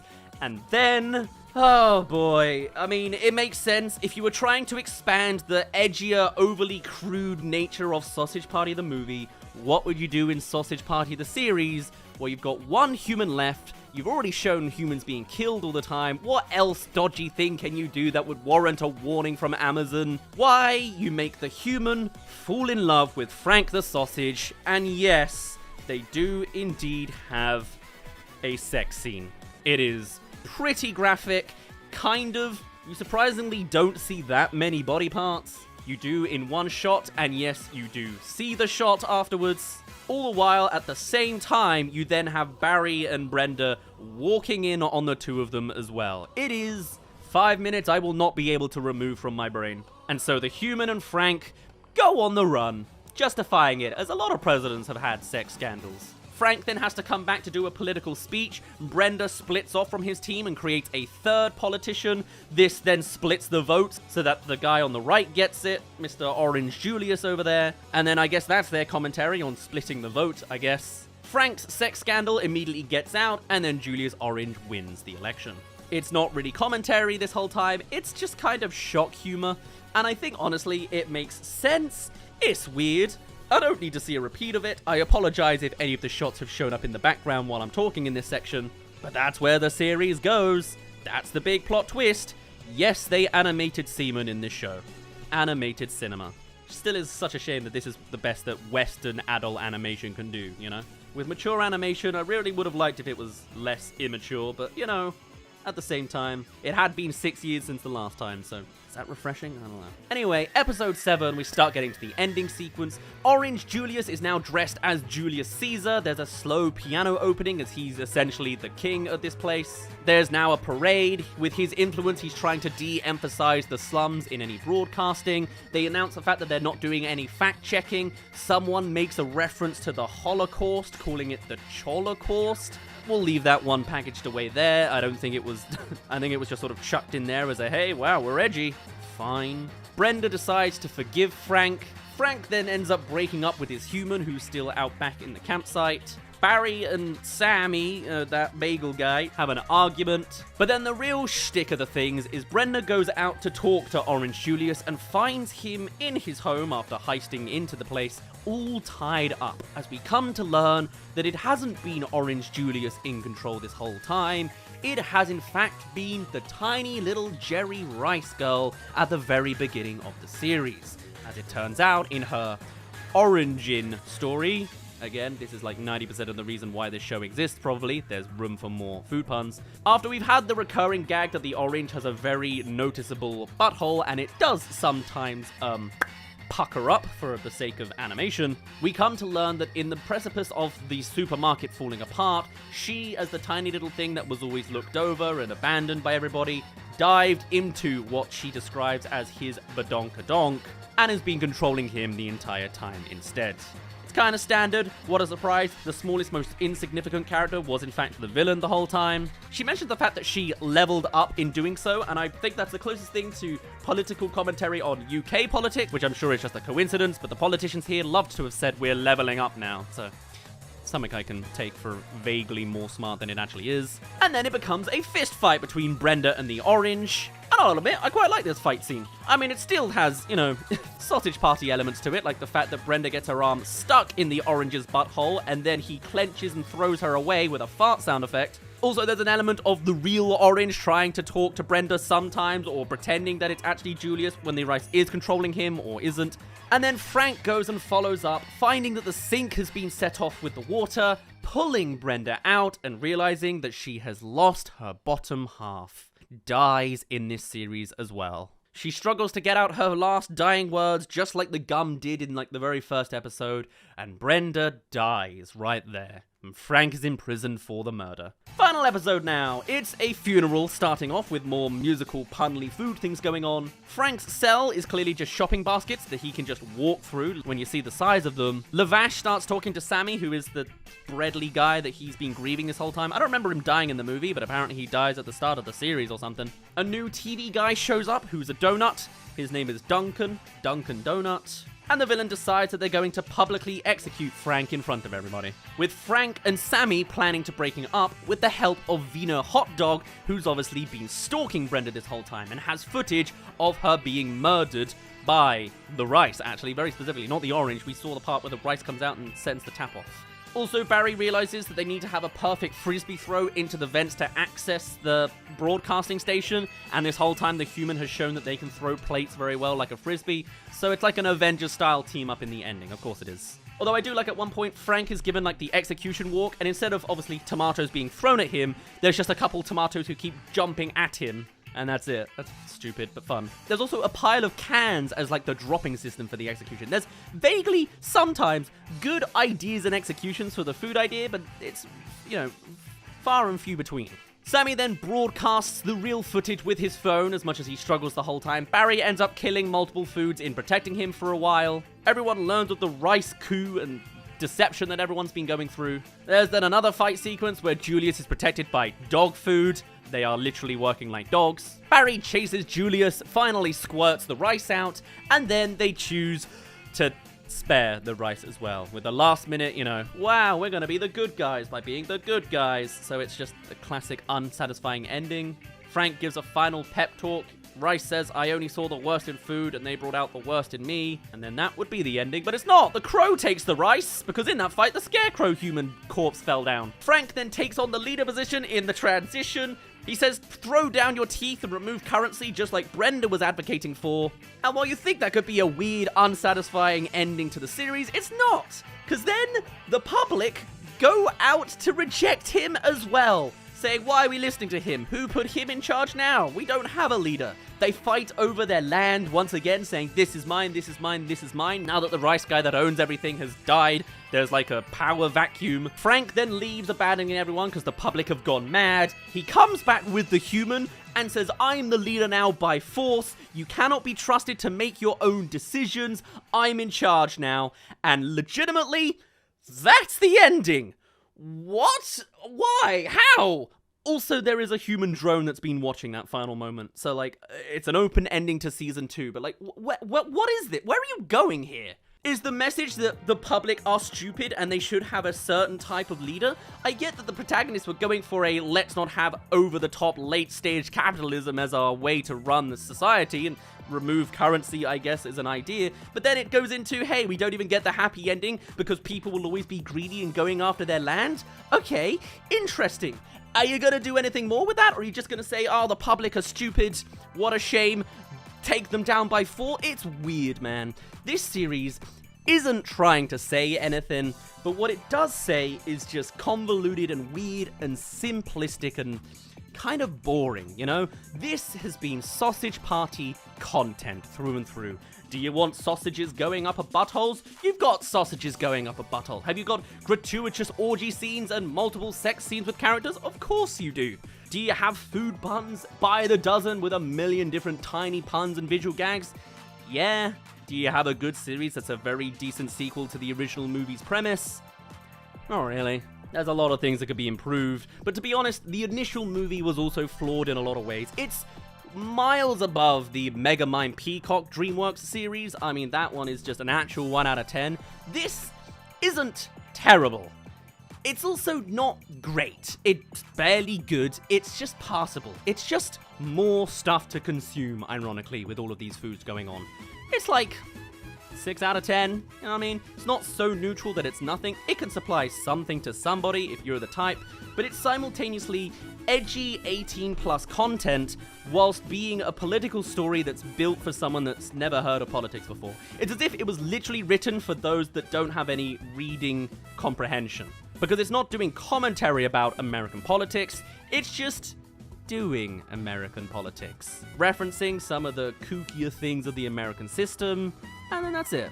It's just references. For the last 4 hours, I've been watching this unfold and going into territory I certainly didn't think it would dare to, and now on the end of it, I'm dissatisfied by the ending, and not very motivated for the fact that there probably will be a season 2 as well. Through and through, just like the initial movie, Sausage Party Foodtopia, the Amazon Prime series, is definitely, best way to put it, a fever dream. I'm glad it's behind me. It was certainly something to feast your eyes on, but I'm ready to put it there. Pixar Lego Brick Toons. This is a thing for some reason. Now, I initially missed this project as both a concept, an announcement, and even full on the release. Don't know where I was for absolutely every related thing to this, but I do know at least that it finally did come out on Disney Plus right on my birthday, September 4th. Hence why I'm only just getting to it now, in the distant day of September 8th. Woof, I'm really slacking here. Now, this is a new animated little mini-series going through 5 different IPs from Pixar's catalog and just doing antics. They're like shorts, minuscule, non-impacting, fan-servicey little bits. It's fodder, honestly. It's not high-end art. And the question is, does it need to be? Can kids' entertainment be fine being pretty much solely just for kids? Or is this an example of more shallow product placement to monetize off of these children in the first place? Well, let's go in episode by episode to make some calls on that. Episode 1 is Trust Your Old Pal Mater, the Cars episode. Clearly the most marketable Pixar brand that has enough expansions on its own, now coming to Lego as well. The Cars Toys world only gets more products to sell. And with it just being a crossover episode, there is next to no new territory hit here. In fact, it's specifically retreading the recognizable material. You've got Lightning McQueen's catchphrase, "Speed. I am speed." You got the slow-mo corner drift, turn right to go left. The only twist on the scene is the appearance of Mater. Attaboy! And that's the plot of this episode. McQueen has had a horrific accident. How very Cars 3. And so, while in the shop, you come to learn a certain quirk of the animation, or at least I did. Lego animations. You know, they're pretty beloved. If not only for the historic elephant in the room that is the past super success of the actual Lego movie, showcasing so much creative prowess to create a world that visually encapsulates the Lego aesthetic right down to mimicking stop motion animation done in CGI. But this isn't that. And the piece that really stands that out for me at least is the mouths of these characters. I know the actual Lego movie also animated mouths to not be like separate pieces, but somehow here it's just that extra little bit jarring and different and unappealing. But the rest of the set, yeah, looks nice and Lego-y. Not as dynamically lit and with a lot more flatter surfaces than usual, but it functions, you know.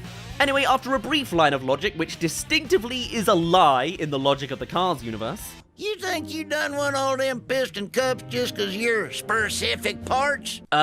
Yeah. That is demonstrably what has been the case for the improvement of every Cars villain and Planes plotline. I didn't watch a duster crop be mutilated and repaired in surgery and change careers just because he had determination. It was the parts that made him function that way.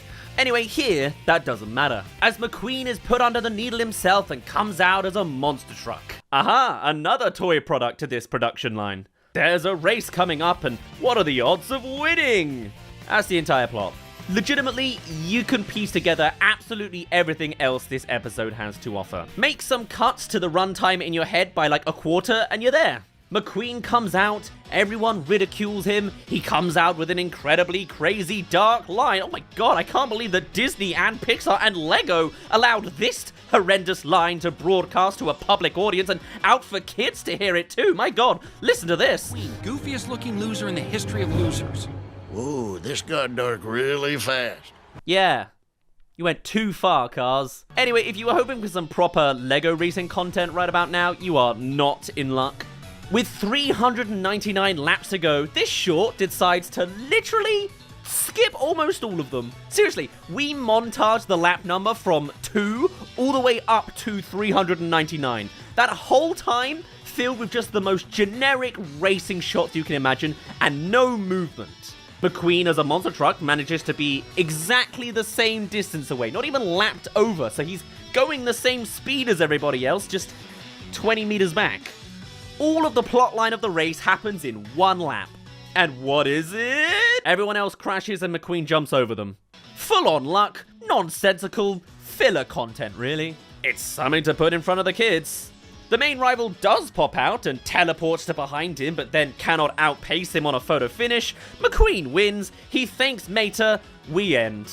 With a project like Lego Bricktoons, it's not like it is meant to be for everyone, but these 5 minutes have very demonstrably just been an incredibly generic Cars racing experience. Clearly an expansion that hasn't added much, other than the profit margins of some Cars toy factory somewhere. And that's not even talking about the fact that it just deletes the ending of the third movie. When did this take place? Is this a Cars 1 story since we have Cars 1 references? Or is this fully just a separate story with no connection to any particular time? It's just generic schlup. It's content. So maybe with a more dynamic IP, Lego Bricktoons has the bravery to be doing something interesting. Let's introduce things now to Episode 2, Patience is a Bear. It's a brave story. Probably one of the last prompts I would expect to see from a Pixar and Lego collab. Cool, I like it. As one of the most underrated or undercooked Pixar movies, it's nice to see a little bit of love put forward to a project like this. And to see where the future of the story potentially goes after this, other than Wreck-It Ralph 2. Hitch you back, me lassie! So we have Merida on horseback running through the woods. She looks a little bit different than the usual Lego aesthetic. She looks more curvy, looking a little more smooth than a generic Lego man. It looks... Oh, this isn't mainline Lego at all. This is that Lego Friends style. Mini dolls that take away the blocky and attachable aspect of the usual Lego set. And it's because this episode and IP is aimed for girls, isn't it? I don't know. I find this to be kind of demeaning to make the toys extra girly girl for the sake of it. Apparently Lego profit margins for the Friends series exploded when they were first brought out, so clearly it works.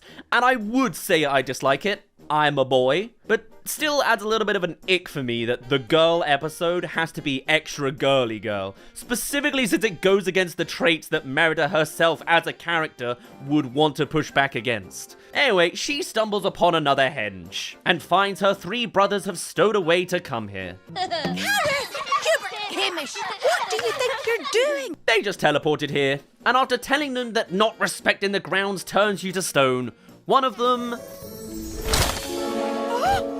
turns to stone. The episode is about remedying this. And the best love letter way to doing that is to go to the witch again. And sorry, I checked. There's no more Pixar theory, Sully Easter eggs to be found this time. Instead, it's another cauldron potion scene. Welcome to the crafty carver. It goes on to bringing up an archaic reference for some reason of the old press 1 if you want this, press 2 if you want this kind of gag. Cell phone humor.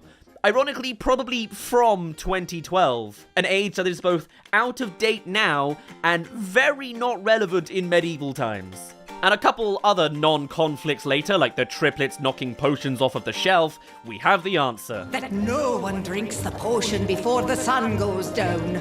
And a missed warning. And just as quickly, we're back to the henge, ready to give to the stone, only for the potion to be empty again. These boys have no sense of danger.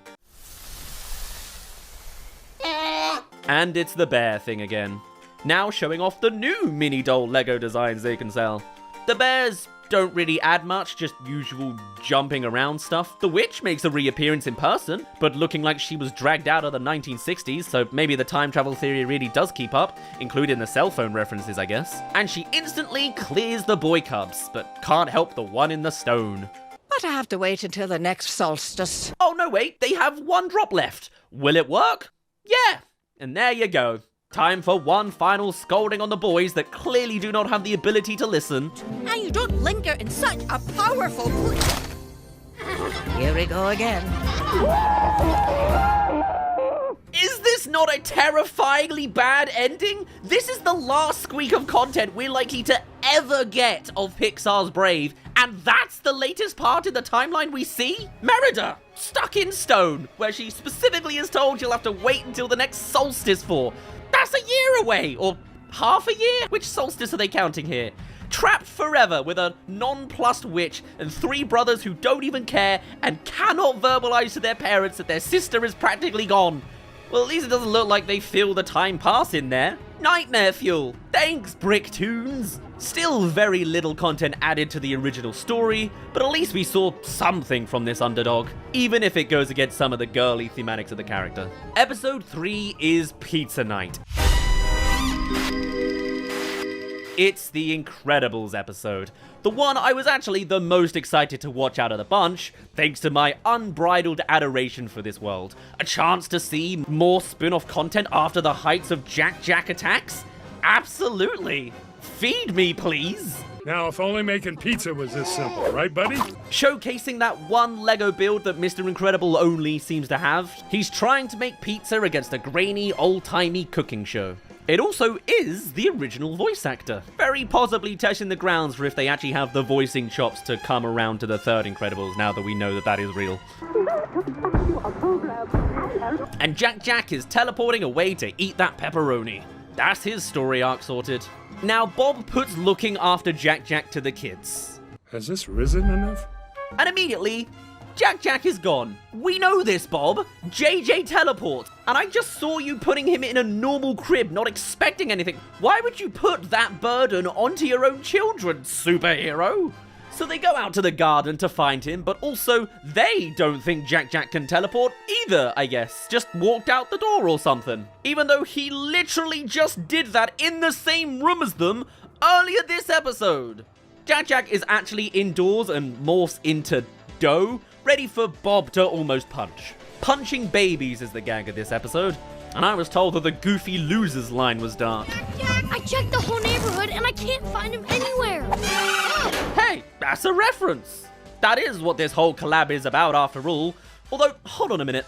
What is the timeline for this short anyway? As after all, this front room isn't at all the one from the second movie, but Jack showcasing powers is the second one. Mr. Incredible's doing the family chores is second movie, but this house in general looks to be at least inspired by the original Parr family household from the first movie. So then if that's the case, why is there the Incredibles 2 raccoon in the bins of the Incredibles 1 house? This short is a sham!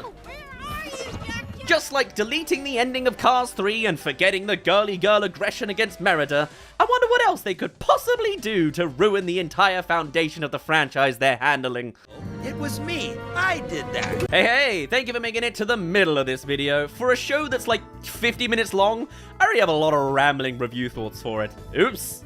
Anyway, if you're interested in more critiques of animated stuff, then come subscribe. Or better yet, we've just now set up a new Patreon. If you want to hear this audio and all of its bloopers, as well as links to scripts, scrapped thumbnails, and full reactions, check the link below and help us financially to keep doing what we're doing. We even have a free option if you just want to poke around and get the occasional update. Right, anyway, let's get back to the other half of the Incredibles Lego shorts. how much worse could it possibly get from here? It was me. I did that. They just did a Palpatine. Somehow, Syndrome returned. What? This is an Incredibles 2 short and Syndrome is inexplicably back? Don't expect an explanation. Planes don't exist in the Lego world. A man has fallen into the jet turbine. Hey, he's fine though. Here he is. Do I need to tell you this is nonsensical? Do I need to tell you this is stupid? Why is he even here? Why is he picking a fight with children? I don't know. You don't know. Lego don't know. But it's happening. This is the rest of the episode. Defeating supers is so last year. I'm all about electricity now. Oh, okay. He's all about electricity now. What does that even mean? His big scheme is causing blackouts and charging a premium for electricity. Wow, dark. Ooh, this got dark really fast. So while Bob is having a fight with a blob of dough, the kids get to work in their fight. And you know what's a real shame? I guess it's a praise, but that's kind of what makes it so shameful. This is probably the most creative part of the entire miniseries. And it's to the point that it finally does something I actually wished for the Incredibles to do, but it never did. They actually do a vaguely interesting collaborative move that we haven't seen before. We had the running ball from the first movie, and the second movie did absolutely nothing new, other than solo moves that appeared out of nowhere. But combining powers together? Hell yeah, I want to see that. And in all places, Lego Bricktoons does something. But it's also kind of lame and kiddie. Oh, Operation Snow Globe, I get it. It's a spinning ball of sand. Okay. And so one lengthy setup of that featuring Dash doing a light jog and Syndrome dropping everything to ask what he's doing because let's be honest, the target demographic here are 6. As well as some questionable voice acting from Bob trying to scream. And Syndrome is snow globed. I get it! And then Elastigirl pops up at the end to kick him into the sky. And then they order pizza anyway. In 20 seconds or less. Yeah, Dash totally stole that pizza pile. It could never be cooked that quickly as well. Also, the TV show was apparently live because Syndrome crashes into it. Naughty boy. And they Monsters Inc. Randall him. Somehow, this is the best and the worst one yet. Best in that it actually did something faintly creative with its non-prompt, as much as so much of it was watered down. Like Dash not being able to go over a bolt of lightning, and the fact that Syndrome now just shoots out a bolt of lightning. But also, it is so unbearably thoughtless to the source material. More than any of the others, this really feels like kids just playing with their toys. And they would play with a Lego Syndrome as well. He's the best bit. No more thoughts beyond that, though, go into this project. Let's move on. Who knows what might be lurking about? No, let's move back, please. It's hideous. Who gave the prompt for Lego to do Finding Nemo? Because it clearly ain't working. Look at these peering eyes. This short also removing the progress of the movies as Marlin has reverted back to his day one traits from the very first movie in this short, Field Trip, being overprotective and coming along to school. He wants to join the Manta Ray. This is also meant to be after the whole events of at least the first movie as the baby turtle has joined along as well. Nice one. More inconsistencies. We can't wait! Wait, where are we going? Oh, also, there's been some voice recasting. It's like a 50-50 across pretty much all of these shorts of who returns and who doesn't. The Nemo crew have been massacred. There could be predators, sharks, humans. Somehow it feels weird to hear the fish talk about humans like this. I know they've met some by now, but I don't know, they just seemed so oblivious before, not even knowing the word boat. Anyway, this plot is so thin, there's almost nothing to actually show. There's a shipwreck, the adults investigate for safety. Dory! Is that a real mermaid? Many bits happen. They accidentally break the whole place, which, to be fair, kind of validates Marlin's fears, as surely the kids would have been similarly clumsy. And then the answer to everyone being crushed under a giant underwater pile of debris is probably not what you'd expect. Look at the bigger picture of this show, and maybe you'd come to the correct conclusion. Alright! Freedom! Yeah! Sure, they get out anyway after almost like no input 10 seconds later.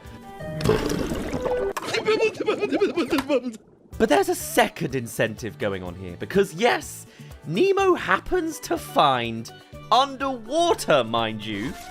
It's an assembly guide. The blueprints to how to build the Lego set itself. How does Nemo even know what an assembly guide is? This is about as shallow as you can get product placement. And so, with no real reason, no educational purpose or drama of saving the adults, the kids all come together to fully piece together the full ship in its full glory. Lego even hijacks the Dory catchphrase for their advertisement. Just keep building, just keep building, just keep building, building. And it's done. Does it take away the sanctity of a wreck and the historical significance of what happened?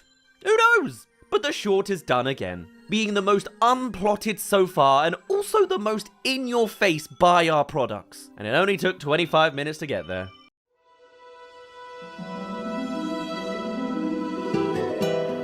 And then the final episode is another slightly underrated Pixar movie, and I can respect that. It's a Coco episode. Family bands together.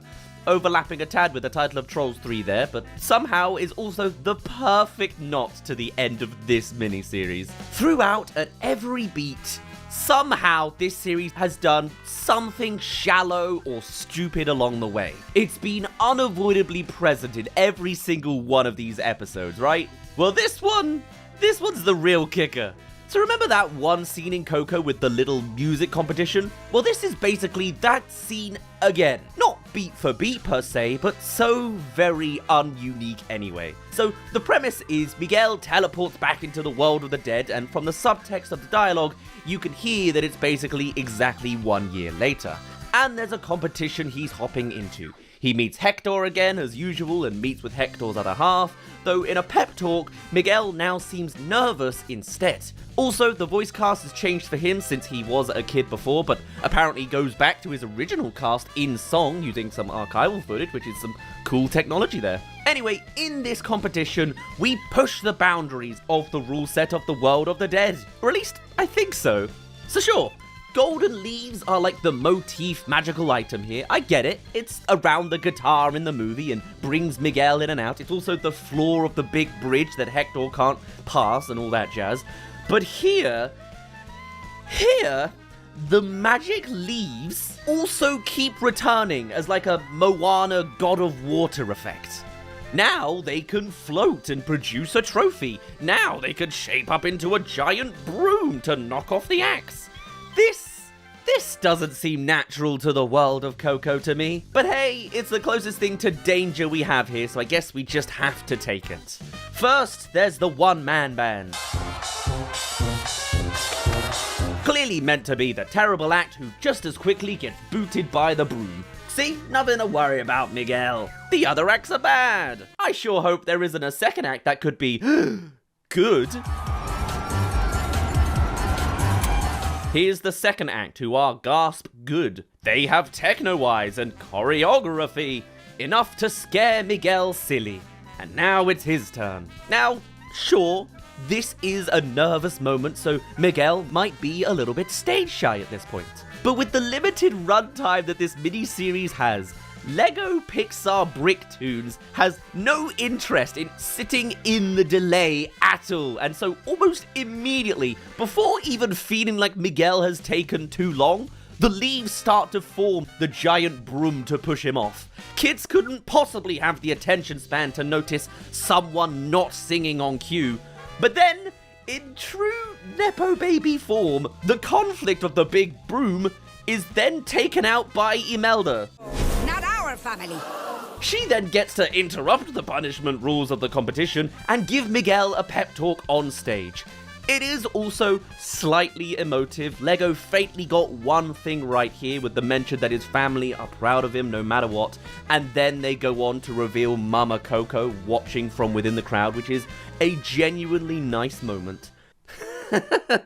But then, the rest of the audio for this short just gives out. It is so shameless what they do here. And you know how I said they somehow brought back the original Miguel VA with some technology when singing?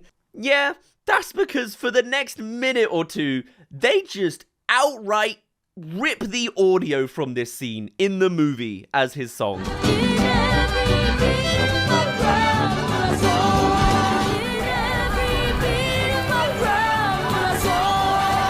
And as someone who listens to movie scores as his taste in music, I could literally confirm that even the score behind this song number is directly taken from the score of the actual original movie. So even in the logic of this world, this competition happened. A year later, Miguel returns, and with no creativity, no musical prowess or improvement with the guitar he presumably has been using further for the past 12 months, he wins the competition, tarnishing the franchise only in leaf logic, and this is the least destructive of the shorts, but also so hilariously basic. I cannot believe the audio just cuts out and they play the audio from the movie. This is maddening. Lego Bricktoons, cinematically, is a train wreck. It has burst in, claiming Pixar IPs left and right to play with them, with no real intention of expanding, honoring, or even creatively handling. It is just surface-level references and retellings, with the most basic of plot lines you could write in a minute. And animated pretty boringly too. The animations, the backgrounds, heck, even some character designs, it's all just disgustingly bland. It's a fun collab, a sponsorship opportunity for both parties to make some money off of.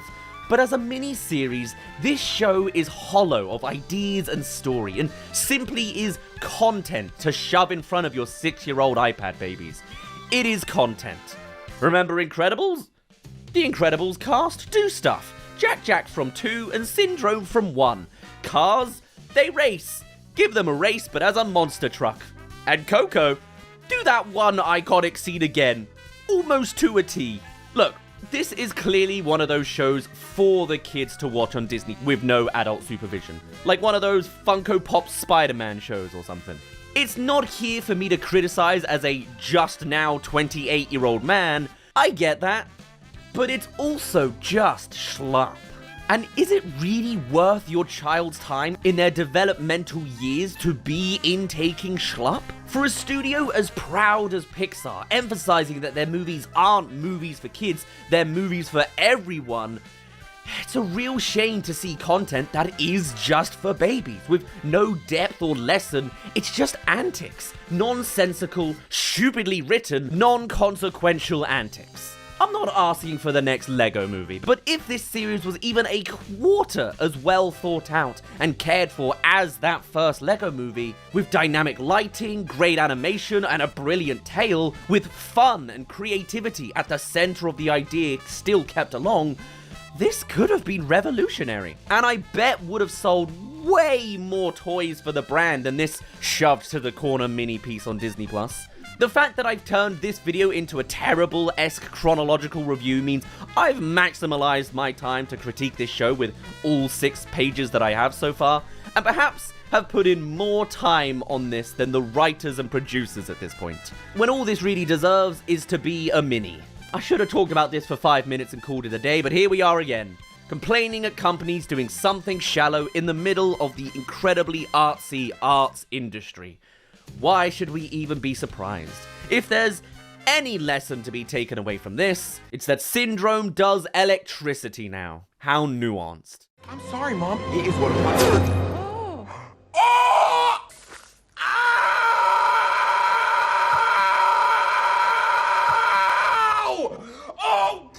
So, the Knuckles series has finally dropped on Paramount Plus, and with that, we're really coming to the part of the year where all sorts of things are finally releasing. And even though this is a Paramount Plus production, I did get around to finally seeing this series, but bloody hell was it a ball ache to try and do in the UK. For whatever reason, it was saying on the website that it releases April 27th, the Saturday, which is markedly a lie. So with just the entire universe trying to get me to not see the damn well Knuckles series, it's just the UK region being blocked again on timing. Finally, I did get around to watching this thing, and also part of my internet research, I heard that this was going to be 6 one-hour-long episodes, a real kind of Fallout parallel that I'm really going to have to sink my teeth into. And then it turns out, no, they're 30 minutes, it's fine, it's 3 hours, it's a little thing. I was trying to make preparations for that midnight launch. I guess I can't believe everything I see. It's a random Nintendo Life article that was wrong. Also, it was midnight for the UK time zone, so it wasn't even coming out in the US at the right time. I've been going through a ball ache. But nonetheless, I've been churning through this series as fast as I can, and let me be as early bird as I can as I go through the qualities of the Knuckles series. I'm actually a really big fan of the Sonic movies. I think the first one is a little bit bland and safe, but that makes sense for what it's doing. Sonic 2, however, is a movie I am, head over heels for. I think it's a really well done video game adaptation, the second one of this new video game era that we seem to be stumbling through. I have high hopes for Sonic 3, and the fact that they're making a TV series as part of a cinematic universe to flesh out the characters and do a little fun thing on the side sounds brilliant. And even looking at the visuals that you're seeing right now, shuffled in all sorts of orders, you can see it looks visually stunning. If by this shuffled random footage you happen to be finding Knuckles is even in the shots. Let's get into how this series is very much a Paramount production, shall we? So starting off with episode 1, things are pretty great. You get a classic backstory of Knuckles up to this point. There's all sorts of cameo appearances from practically everybody, and it works really nicely as just a pretty decent, solid episode to go through. Naturally, they do call out the fact that James Marsden is out of town, but the fact that they were able to bring in Sonic and Tails and he's here pretty consistently in this first episode is really good. The plotline is essentially that Knuckles doesn't know how to rest and stop being in warrior mode and just relax, since he doesn't really feel like home is a home. Choosing to meditate instead of turning on the warrior mode and then making himself at home with all the things you've seen in the trailer. He makes a right old mess. It's a whole shebang. Also along the way, there's a shameless Doritos plug right at the start that they even put in the trailer, so they better get their sponsorship money. Meanwhile, at the same time, we have here Wade Whipples. If you don't remember him, he's one of the side character cops, the comic relief guy who's gonna be the main protagonist of this spin-off series. Other than Knuckles, of course. Whereby now, Wade is participating in a bowling champion tournament, and then just as quickly loses his place on the team to a little child.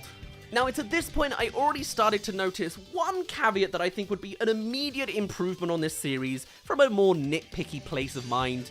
Maybe it came more prevalent as time went on and I realized this is 3 hours and they somehow haven't done this, and that is the soundtrack. This is very much like a Disney TV series soundtrack. It's just orchestral music following a beat and...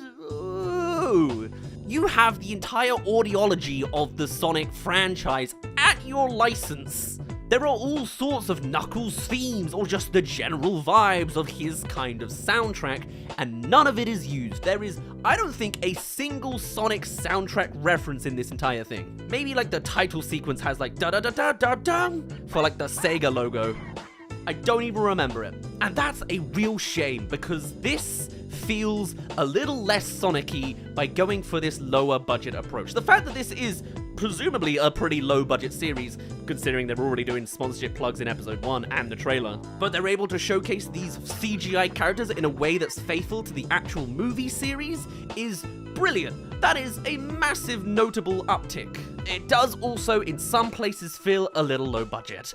On the other side of things, there are some brilliant surprises. Christopher Lloyd appears as the Elder Echidna. He's a ghost who appears in the attic. I don't fully understand how that makes sense, but he goes on to say that Knuckles here needs to take on an apprentice, and even goes on to say you should pick Wade. To which we see Wade crappily training as part of a montage. Knuckles is grounded for his antics at home. He ignores that and goes onto a road trip with Wade, and thus our story begins. This episode is essentially 90% of what you saw in the trailers, other than some very short shots that basically spoil the rest of the plot, and it's decent. Where this series really tries to focus for some reason, and it's even prevalent in all of the other marketing and the clips and the lines that they share, there's a lot of emphasis on this kind of Marvel quip thing. You know what I'm talking about? Like in the car. Sometimes it's decent delivery, and sometimes it is cringe. Knock knock, you gotta say who's there.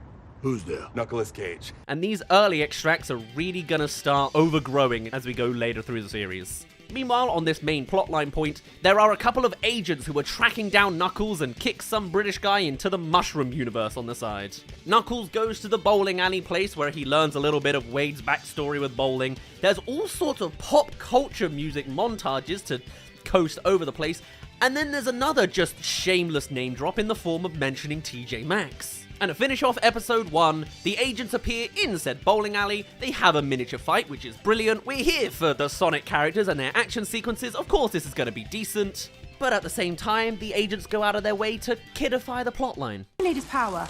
It's the whole reason we're here, to get his power and sell it for lots and lots of money. In a way that just makes the thing a whole lot more lame than it was before, and Knuckles is kidnapped. Solid first episode. You've got all sorts of characters, all sorts of ways to lean you into it, the visuals are great, the action is brilliant. We've seen Knuckles the entire runtime of this series. There's just a couple of cracks along the way because they have youngified the Sonic demographic.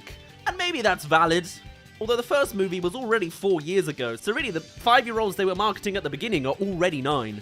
But anyway, episode 2 is an interesting one, as Knuckles now spends probably about 70% of this episode locked in a cage, with Wade deciding he is going to follow them to where Knuckles was taken and get him out. Flashing back to a random Will Smith movie as his motivation.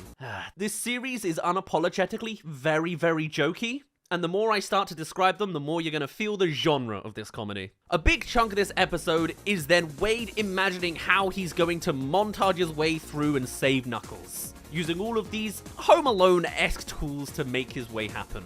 And then naturally, he comes in to do the real thing and it all goes terribly. It's a very standard format. There's a lovely part where he's being rocket punched around everywhere and he sounds like Scooby-Doo. But this episode really starts to make those cracks a little bit bigger as it's so much of non-Knuckles content, which is just the classic pitfall for all of these live-action hybrids, especially as a series. If you are marketing towards younger kids, you really gotta pander to what the younger kids are here to see. They're not here to see Wade whip nipple, they're here to see Sonic stuff. The human part is boring, and they try to stitch it together with comedy that sometimes works, like Kid Cudi here being the agent that has to call his mum in the middle of a fight, but it's kind of like a dime a dozen, you know? Wade beats them by spraying sriracha sauce into his eyes, they call the female agent Uma Thurman at one point, I guess that's a gag for the parents, and then he punches the Knuckles cage to explode it and off they go.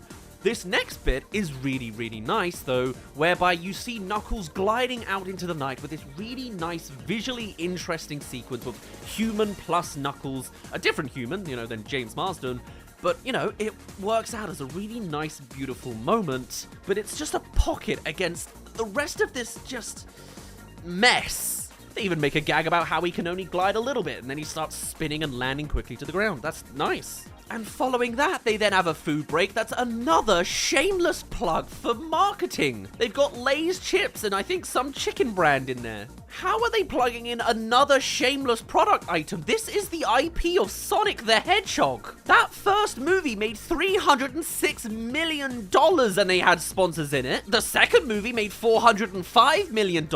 It is so shameless that even in this third semi-rendition, they're making these sponsorship plugs when they're already making so much bloody money. And you know this is entirely a Paramount thing. If it was a simple connection with shoes or chili dogs because it relates to Sonic, that works great. Why am I getting adverts for Doritos and chips as well? Not even healthy products to be advertising in your kid's movie when you are already so successful financially. Like, it's genuinely getting towards evil. And from a literature perspective, this is starting to feel like a Woody Woodpecker kind of series. You know what I'm saying? A little while back, we had a look at the new Woody Woodpecker trailer that's a thing, apparently.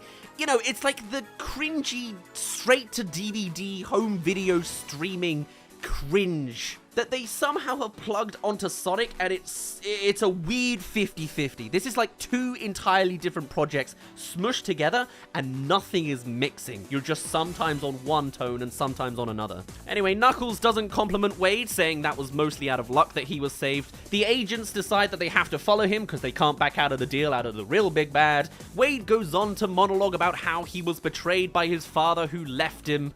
And Knuckles says he has no way he can call home after his tribe is finished. Wade adds another stupid line about his dating profile. My dating profile? Wade Whipple. Solid 3. They road trip away to another pop culture music track of Rock You Like a Hurricane, but at least the lighting is different and nice, before hearing that there is a manhunt for Wade from the radio, choosing to go to his mum's place where she immediately faints. That's the humor. I think the road trip scene is really the one that loops this round the best because it looks visually great. To see this road trip, it's a classic road trip, sure, but the lighting and the color is nice and visually interesting. All the while, Paramount clearly doesn't have the respect to its audience to think it can do anything other than constant pop culture choices every episode. I think there's 3 per episode. 18 just pop culture music tracks shoved at you. It is the definitive example of just corporate tick boxing. And for the first time, we do have a song that's vaguely relevant to Sonic, in that there is an original lyrical song sung in the credits of this episode, talking about how an echidna and a fox and a hedgehog and Wade's gotta learn to be a warrior. Why is it in the credits of this episode and none of the others? I don't know, man. Oh yeah, that's the other thing. I guess the only other place you're really gonna find actual Sonic references is in the title sequence. Visually, you know, he's wearing the hat like he does with that one cowboy outfit. There is a sort of nudging wink to Sonic Underground, which is great. But anyway, after seeing that title sequence one more time, we then come to episode 3. Oh. This, I think, is the worst episode in the entire series. Funnily enough, it's the only one I watched with friends, and it's really a first impression. Clearly, the first episode had all of the swing to it, having all of the cameo appearances, all of the CGI shots possibly involved, yeah? This episode is the pit of the budget. Knuckles barely appears in any of it, and the actual story is non-existent. It is a short story that you could literally skip, because the mum now is here. She doesn't faint. Apparently she faints later in this version of the story. It's all about Wade and Knuckles being invited into the family, yeah? Whereby there's Wanda here, his sister, who's an FBI cartoon character, still acting like a child in the most irritating and argumentative of ways. Wade also retorts back as a child because that is the humor. Kids love when adults play as kids, and I guess it's relatable at the dinner table, but ooh-wee is it cringe. And that's their 2 gags sorted for this entire episode. The third gag is the fact that the mother here is Jewish and is pushing all of these Jewish cultural moments at the dinner table. And that could be an interesting spin for a story. It's all about Knuckles learning culture as he progresses on this adventure, learning what it's like in the human world and actually accepting other people. And, you know, from episode 1 just blasting his format to, by the end, warping into someone else's, being a little bit more this and that, you know? But it doesn't go that way. There is no storyline for Knuckles, the actual character, and everything in this episode is delivered like cringe. The baby children are arguing about knowing someone a gun. The mum refuses to pronounce Knuckles' name the correct way. There's a million religious jokes and references in a way that feels a little unfitting because it's not really getting used in any way other than caricaturizing your characters in a way that doesn't feel earned or well done or written in any capacity. It's also run into the dirt. This is a 15-minute scene spent at the dinner table, just constant back and forths of Knuckles and religion. This girl is a child, Wade is struggling, and then it ends in the most horrendous of ways. The girl, by the way, is the entire source of all of the arguments this entire time. She refuses to accept Wade for any of his achievements or anything, having this sort of superior complex and always arguing about everything. The mother does sort of nothing and says, "Oh, you're both the problem, shut up," the whole time. It then escalates further and further, infuriatingly in this argument that's not progressing the story, and Knuckles is just there vaguely. They don't cut to him very often because they're cutting out on the CGI budget there. And then finally, the argument ends with... Oh my god! This is not how you write child entertainment. What is this? I can't believe I'm watching this. Why would you do this? What is going... And it doesn't get addressed. It doesn't get approached. The mother doesn't do anything related to first aid. He just yanks it out and they continue along their... Are you mad? Following that is then a little bit for the parents in the room. You know, the original Sonic fans of the fandom. The 90s kids. This is the next scene for them, alright? Because Wade is next in his bedroom, untouched since he was here as a child, with a million old posters to all sorts of movies. You see them, you know the ones, it's very classic. The only poster that's not actually a reference to something else is the fact that there's a poster of his father. Okay, I guess that'll come back later. They also use this time to chuck out another Keanu reference, which I hope they bloody well mention that Shadow the Hedgehog sounds like Keanu. Stallone, Keanu, Bryan Adams. I have a feeling they won't, but it's nice that they've established a Keanu call-out twice now in this franchise. Wade goes on to ramble about his Wade Jammers 99, his personal mixtape, which is a recurring theme for some reason, which they then use as an excuse to just play another one in your face. And then they make uncomfortable jokes about American Gladiators with a cutout of a buff woman and be like, wow, you sure enjoy this. Ha ha ha ha. All the while, there's almost a genuine scene with Knuckles and the mother talking about how they used to be a really close family, but they've drifted apart with time, vaguely. And then some grunts rock up. I like a micro gag in there about how the sister is reading a book that says how not to be caught off guard.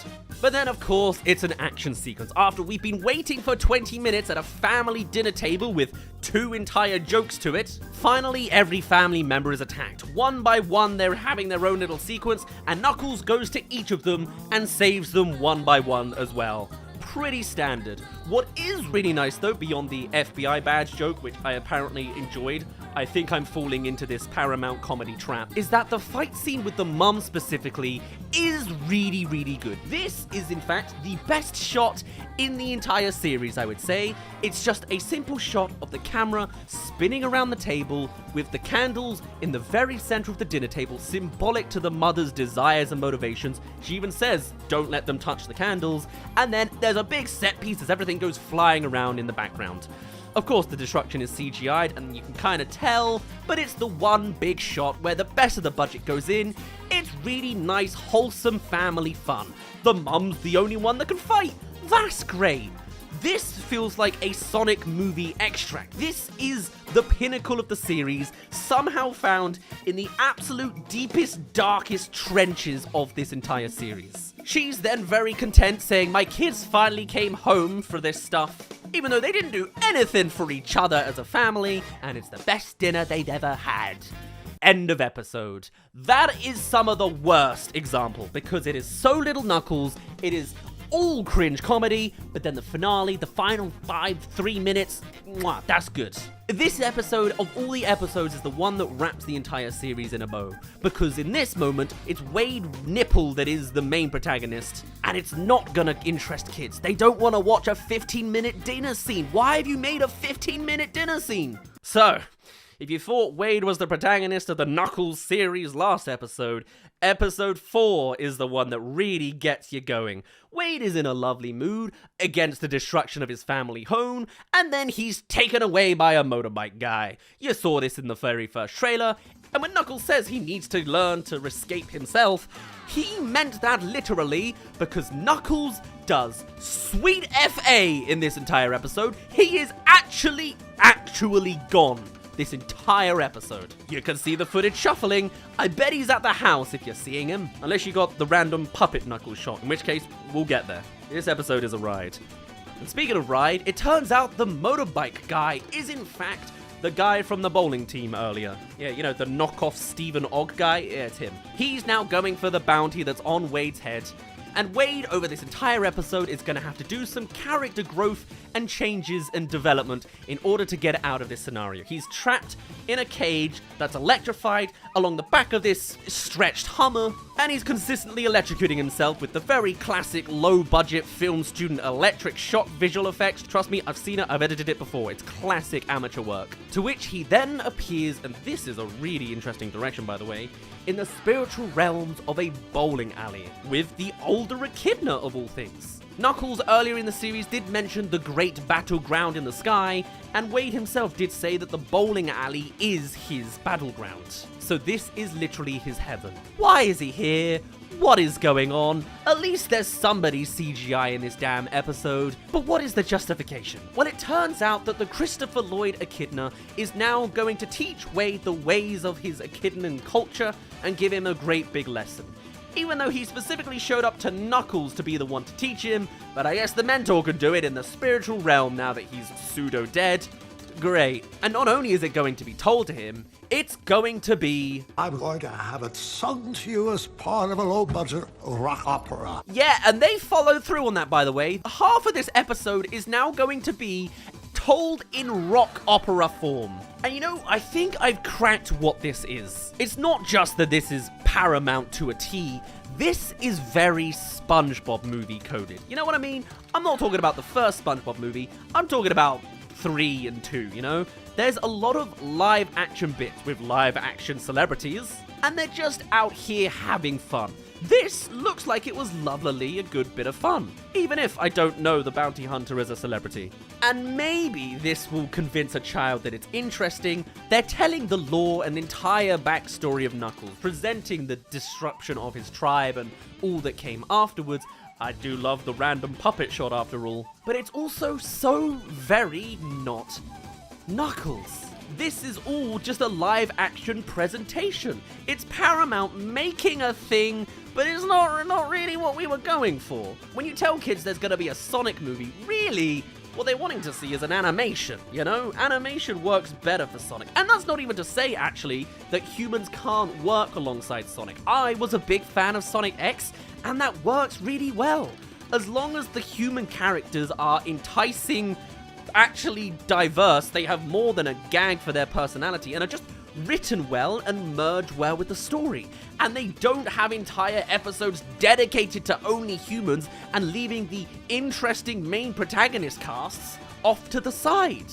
But this is not that. It's a fun presentation. I'm sure if I was on a cruise, I would love this. Oh wow, they did a whole good bit. I love the costuming. But to put it in the middle of this Knuckles series, it's an uphill battle, and I think it's 50-50 whether it wins.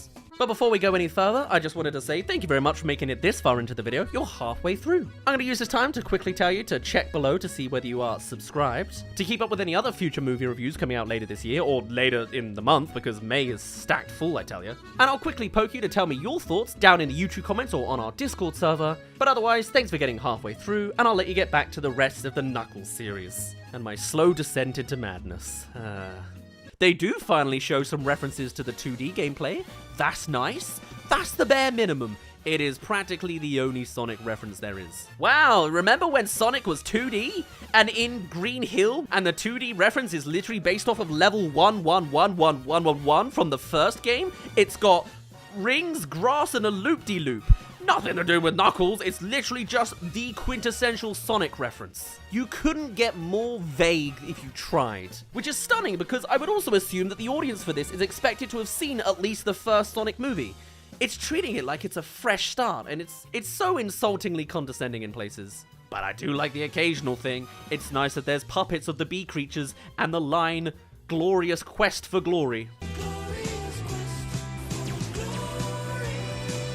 Knuckles never was a lyricist. Also, they then bring out the fact that Knuckles had to fight a giant demon of some sort. A demon that vaguely looks like Chaos. We're never going to see him in CGI because they don't have the budget for it for his backstory. But it's really a nice bit of puppetry. Brilliant. We're going to learn how he went to beat the powers of him all. Oh, and even the demon starts to say some lines as part of the lyrics. What is it that he has to say? That I might hit Facebook Marketplace a freaking cool stuff. It does another shameless plug advert in the absolute middle of this incredibly successful cinematic franchise. Are you kidding me?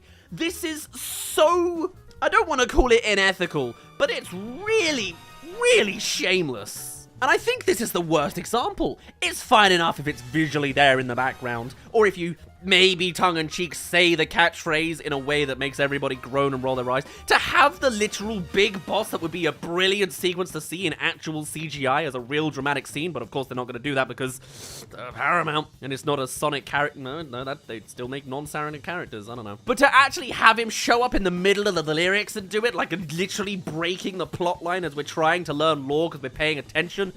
Oh, God. Anyway, Wade cuts things short, realizing that the secret is in his punches, and then immediately leaves heaven and wakes up. To which everyone's like, oh no, don't leave early, that's not the right lesson. To which he ignores them, comes out of the world, punches the lock with his fist, electrocutes, screams again. By the way, that's been a running thing this entire damn time. And then he's back in the lore world, whereby we learn that Knuckles almost lost to the demon for being unskilled and untrained. A warrior's true strength comes from within, yada yada, you've heard it all before. All of this Knuckles lore, and there's not a single Knuckles CGI shot in sight, before finally, apparently, Knuckles earned flame fists. And that's how we beat this monster practically instantly.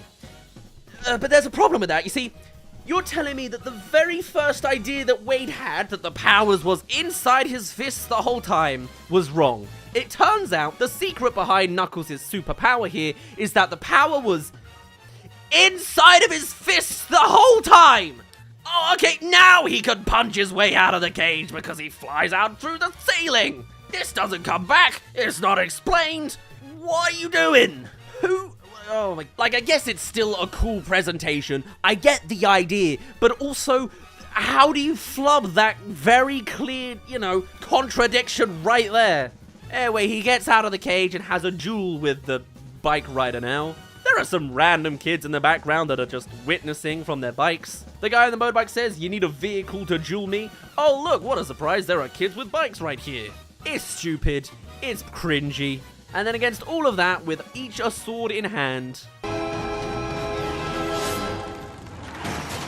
Wade somehow wins. Yeah, okay, sure. He gets all of his clothes. The guy runs off into the sunset without his bike. Wade has had his full protagonist episode, successfully getting himself out of his cage, and returns with the motorbike and hat to come back to Knuckles, who never came to help the whole time. The two then drive off with the family behind in a car, all across the desert, with Reno just 100 miles away.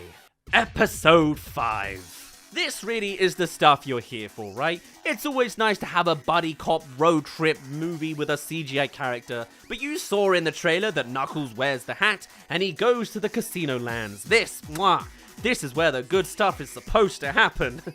Right? Reno Vegas is a fake place invented, not from the Sonic universe, because to be fair, this is meant to be the real world, but also it's not Las Vegas, it's just a fictional middle ground, and the very fact that it is a casino land is itself a Sonic reference, as is Knuckles wearing a hat. It's the bare minimum, I guess. Nice one, Parry. There is gangster music underneath his driving, which is vaguely fits with the Knuckles soundtracks of the past games, but it's not actually a reference. The family then go to split up around the halls and lobbies of the casinos, with the sister calling both Wade and Knuckles dorks, even though Knuckles clearly isn't. And Wade immediately spots his father, spinning around in a slow motion montage of "Let me entertain you," because pop culture music is the only way Paramount can keep your little kiddies' attentions going. Following that, we have another cringy live action exchange whereby Knuckles is giving Wade the dialogue to say, leading to lines like, "I've grown into a very powerful adult man," which is the least cringiest line of the options. Knuckles is complimenting a mascot, which is, I also think, a very basic, easy CGI joke you've seen before. But the dad is surprisingly on board with seeing him. Happy that he's taking part in a bowling tournament and says, "Let's catch up after the game." The agents, by the way, are around. We haven't seen them for several episodes, it seems, being taken in by the big man villain. I didn't pick his name up. I mean, calling him the Tinkerer this whole time. Oh, apparently it's the Buyer. I'm not sure if any Sonic character has ever had a "the" at the start of their name before. But hey, this is not a Sonic thing. This is just Paramount making stuff up. After 4 or 5 episodes now, we last saw him in episode 1. Finally, Rory McCann makes his appearance. He threatens the agents and then spares his life, saying, "You now work for free. Now your prize is the fact that you get to live." And he is faintly interesting. He is an Iron Man villain, you know? He used to work for Robotnik. He's tinkering with this drone. He does stuff. But if you think it's gonna get interesting, prepare yourselves. What follows now is the Bowling Tournament of Champions. When a kid comes to a Sonic movie, they expect to see Sonic. When a kid is put in front of the Knuckles series, you know what they want to see? They don't want to see Knuckles doing anything. They want to see 15 minutes of a live-action bowling ball tournament. And that is what they get. And the whole time, in a very classically terrible fashion, there's always 2 hosts just talking at you. They have a catchphrase for this bowling ball competition. It's, "You roll some bowling balls."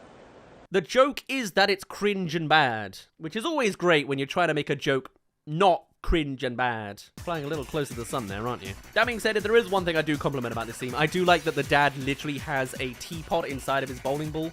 Weird that they made him British when he's clearly not the actor or the character, but that's meant to be part of his shtick. Alright. Also now suddenly, for the sake of the plotline, Wade can now suddenly also get a strike every time, when he was specifically earlier in the series struggling and lost his role because he wasn't getting strikes correctly. Don't worry about it. He's ultra super champion pro material now. But first we get a pause from the bowling alley. Don't worry, it'll come back. He's having a chat with his father, whereby the dad somehow does go on to say, I never forgot about you and I always cared. I collected all of your Jammers CDs that you've been burning and sent my way. I've only been a coward for not messaging back to you. Which is interesting, and the fact that he actually does have the CDs on him without knowing his son was going to pop up to him at the beginning makes me think that's genuine. Which is a surprise for where the plotline I thought was going. Also, Knuckles has been missing the past 10 minutes. He was in none of that bowling alley montage. He was away because otherwise something would happen. Again, I love when my Knuckles series has a notable missing Knuckles in it. The mum is then there immediately afterwards to Wade. We still have not seen Knuckles this whole time, saying that you should be careful around your dad. He likes to leave. You know, the classic standard kind of normal family relationship plotline. And then the dad goes on to show off his penthouse. They have more chats about all the fancy things you can have, I guess. And then we come to see that immediately he's come to betray Wade, giving up him, his mum, and his sister to those agents. Whoa. And what do they have to say in response? Hey, Dad, you suck.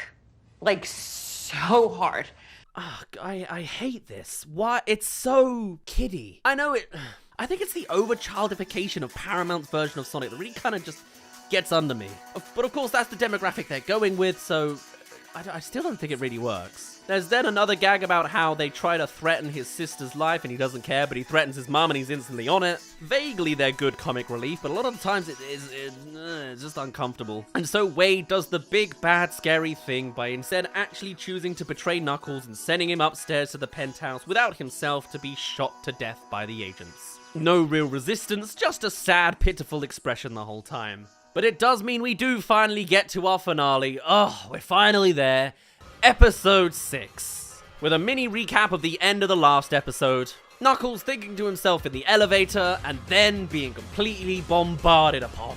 To which he successfully gets out of the way. Our brave hero is just a mascot distraction that wasn't in the elevator when he went in there. He's hiding in the ceiling because it turns out... Knuckles has been listening the whole time. But why?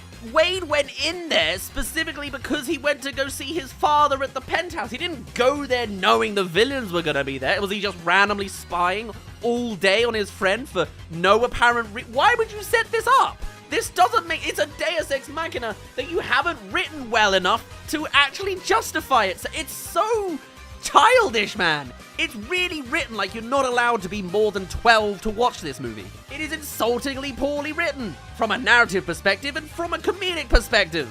It's just schmuck. And that's such a shame, because the actual Sonic cinematic franchise seems so solid.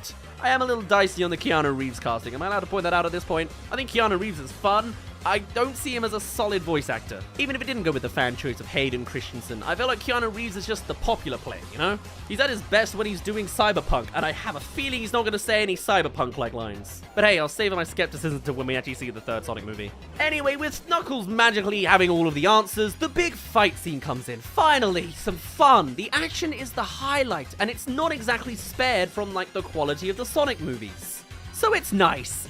There aren't that many shots about it, but it's fine. It's the finale. There's probably a big thing coming up that's already been shown as an entire scene clip from the marketing material. Wade is also here, struggling by, rambling that he's here to save his family in a way that just completely undertones the entire sequence.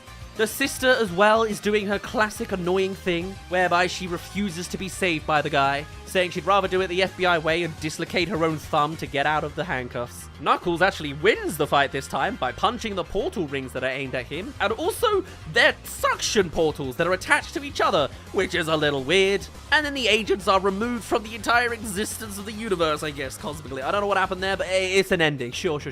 And then the final joke of this, best scene of the episode in the last, 3 episodes. Bearing in mind that this series is very clearly aimed for an under 10 audience that has been so kiddie and goofy this whole time, then has the sister out here with her thumb literally dislocated from her because she successfully got the handcuffs on.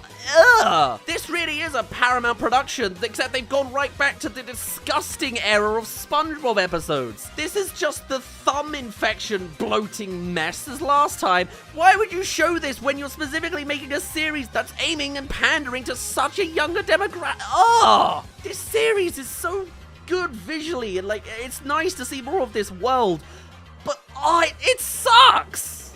But now the action scene's done, you know what the kids really want to see? Is bowling tournament time, remember that? The deals at TJ Maxx cannot be beat. No, I wish my dad left. Ugh, just end me. There's a mild story beat about how Wade doesn't show up, because it's basically that one story arc in Paper Mario the Thousand Year Door. Oh, sorry, am I not allowed to mention that character? The dad declaring himself the winner because of a no-show, then he shows up. There's some inconsistencies in the camera that aren't going to be addressed, like the commentators are still talking in the background when they're meant to be silently listening to them in the foreground. And then it's the big final moment of the whole wahoo. It strikes, and then more strikes. Before finally the dad only hits 9 pins and it wobbles and doesn't fall. And then Wade does it. It's 9 pins and then it does fall. Wow. Oh! It's scripted sports again. And it's bloody bowling. Is there a Venn diagram of Knuckles fans and bowling? I don't think so. I mean, is there any sports that we ever see Knuckles doing? All that comes to my mind is Olympics from Mario and Sonic Olympic games. And I'm certain that doesn't have bowling in it. But as we finally come to the end of it, we then have Knuckles, of course, spotting the buyer outside in his giant mech now. Not quite sure why he couldn't do that before, considering nothing's changed. He didn't get any more quills. He didn't earn anything from Knuckles. The agents never got anything. Why is he here now? I don't know. Also, it was just part of the marketing to show this moment in the trailer, and also as just as shared clips to get out there. This is just the finale of the series, already on show. But anyway, he's out here a la the final boss for Tails in Sonic Adventure 1, I guess, and immediately knocked out, with the buyer saying I thought he'd give more of a fight. This is meant to be the final climax of the series. It's okay, it's meh. Oh my god, I think I've even caught a mistake. I think the mum here, in calling out for Wade to go and reach this scene, says, "Go get him, Wayne." Wayne, where are you going? To help my friend. Or something like that. His name's not Wayne, it's Wade. Did they not want to do a recall? Did they not want to do any ADR? How did you miss this? God, this series is untrying. Knuckles is unconscious in the back, and Wade shows up as the final resort behind him before the buyer, where he then goes on to monologue to an unconscious, unhearing echidna. He's also got the giant Knuckles fist that one agent had throwing bowling balls at the guy, which is, I guess, interesting. And he goes on to monologue of how your heart, Knuckles, has never been bigger. You fight for your family. You fight for your friends. I'm Marth from Smash Brothers. You do have something to fight for. It's a home. Oops, I've ran out of bowling balls. That's like the monologue finale for like the character development of Knuckles, I guess. But Knuckles hasn't really had any development this whole series. This has been Wade Whipple-Nipple, the series. He's the one that's gone through any character growth and development. What's Knuckles done? He's not adjusted to humans. He's followed along the way. He occasionally has to fight people, and then he wins. He spoke to the mum, vaguely learned about culture, and then went to the casino, fobbed around, and then is now in another fight. He's done nothing. He's not learned anything. It is actually a waste of time, narratively, this story. Unless you're really here for the comic relief cop that isn't James Marsden. But then as all is lost, after being unconscious the entire time, now Knuckles Deus Ex Machina's in. Empowered by a monologue.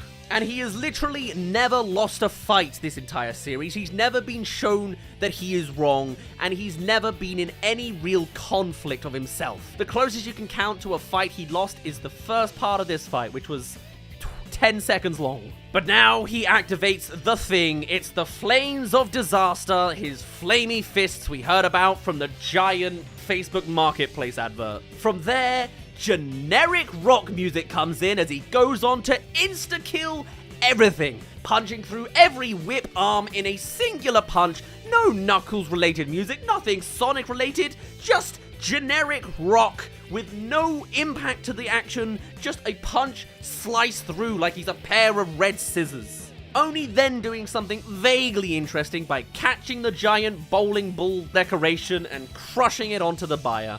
We never see him again, he is canonically dead. And all of that was done literally in an instant. How long was that? Like 60 seconds max? It's the big finale action sequence, and it's shorter than the bloody spinning shot with the mum earlier. It's not even a satisfying ending conflict, it's too instant. It's one punch man. But hey, at least you can't say it wasted your time. The hosts of the bowling tournament also then just keep talking and going on. The dad takes the trophy. The mum takes the trophy off of her ex-husband. And Wade and Knuckles go on to say, "We won!" And then they unironically jump freeze frame. That is not even a joke. Oh my god. That's the ending. No epilogue, no follow-up, not really. It's just, hey, we won, jump, we're done. End. They were cutting it down to the nail of we can't show any more Knuckles frames. We've already lost the budget that we somehow spent after the God knows how much sponsorship money they got from Facebook and Doritos and Lay's and I don't remember the other ones, but they're in there. Oh, okay, but there is one final thing. You can tell the budget's waning. It's a post-credit scene of motorcycling back home, whereby Wade is apparently the size of a small child in this green screen. As Knuckles finally says the words, "This is my jam," as they ride off into the sunset with the song of the title sequence for this series. The closest thing to a Sonic soundtrack reference we're really ever going to get. I was so excited for this series, and visually it looks great. It's nice to see more of this universe. I'm on board. But, this is a Paramount series. This is simultaneously the heights of the Sonic movie and the pits of bloody Woody Woodpecker, which is Disney Plus and not Paramount, but you get the idea. It's such cringy child TV series stuff and not nearly enough Sonic. Ironically enough, I think the biggest mistake is just the fact that it's a series. I initially thought this was 6 hours, so the fact that it's only 3 is probably a relief, but still, this is too long. With a full 3-hour runtime, there's so much extra fluff. Half of an episode, Knuckles spends in a cage. Another 15 minutes he spends at one dinner table. There's an entire episode where he's not there and we're dealing with the spiritual realm and a motorbike. And what this really needed was to be shaved down to get rid of all the fluff. We don't need the full bowling tournament montage contest, do we? If this was a movie, if this was just 90 minutes, cut it in half. This could have been brilliant, because the narrative on a bigger scale is 7 out of 10. But by making it with all of this extra fluff, with so much horrendous comedy, cringe delivery, and just, it's insultingly condescending, this is abhorrent. None of the characters are good. Wade is the only one vaguely close to depth because he was established in the first movie, but even then, it's kind of just one track. He's just the pitiful loser guy. The villains are poor, every character is one note, and Knuckles himself as a character barely grows. This is a Wade Whipple series, and Knuckles doesn't learn anything by the end. Not even Christopher Lloyd gets a goodbye or anything. He's just there for 2 scenes and then, He never loses a fight. He never has to pay the cost of anything. He has no sort of inner conflict or even a challenge to overcome. He's instantly perfectly set up for everything, with the exception of that one 10-second bit. I really wanted to be on board with this Knuckles series, but the downside is it's a Paramount Plus production. It's just another corporate streaming service running it into the ground, with clearly a notable jump down from the care and quality of the Sonic movies. Shamelessly coming out with all of these sponsored little bits inside of a franchise that's making them so much money. They SpongeBob movied the Sonic universe. And it clickbaited us all into really getting into it by putting all of their weight in the first episode. And that shows. Really, considering the highest heights of the vague Sonic elements and the lowest lows of a Paramount straight-to-streaming thing, I guess this stands as solidly mid in the middle. It's a 5, but you could skip episode 3. And if it wasn't for Christopher Lloyd, you skip episode 4 as well. Just watch the beginning and end. That will cover you, honestly. I don't know if I'll go so far as to call this the terrible Knuckles series, but boy is it getting there. I'm so glad I stayed up late to find it at midnight, to then find it wasn't available in my time zone, to then find out that it was for some reason delayed a single day in my region, and all the other hurdles I had to go through to watching just schmuck. I only hope that this isn't a symbol of the rest of the franchise, and is just a blip on the radar for this Sonic 2.5. But hey, it's not like Sonic isn't used to being very much disadvantaged in quality. And that is at least all we have so far. The spin-off series is an interesting one. I ended up stopping it after a little while, and I'm not entirely sure why, but I can clearly see there's good demand for it still. Maybe it's because we started doing more reaction-based things on these kind of spin-off television series. But hey, I have been seeing that things like the spin-off of The Incredibles in the Jack Attack short, which wasn't in this compilation, I had to take it out because of copyrights. I just couldn't get it to uncopyright. So if you haven't already, check out that as an extra bonus at the end. But it could very well be the case that we'll get into this again more. I'm always experimenting with new series and seeing what ticks. So perhaps this isn't the last time we'll be speaking about all the weird little spin-off contents that come from the mainline animated movies we love. For now though, I'd best end it off there. My name's been Daz. Thank you very much for reaching the end of this compilation. Which was your favourite out of all that we've covered today? I'd love to hear all your thoughts and more, and I shall see you all in a little bit. Cheerio!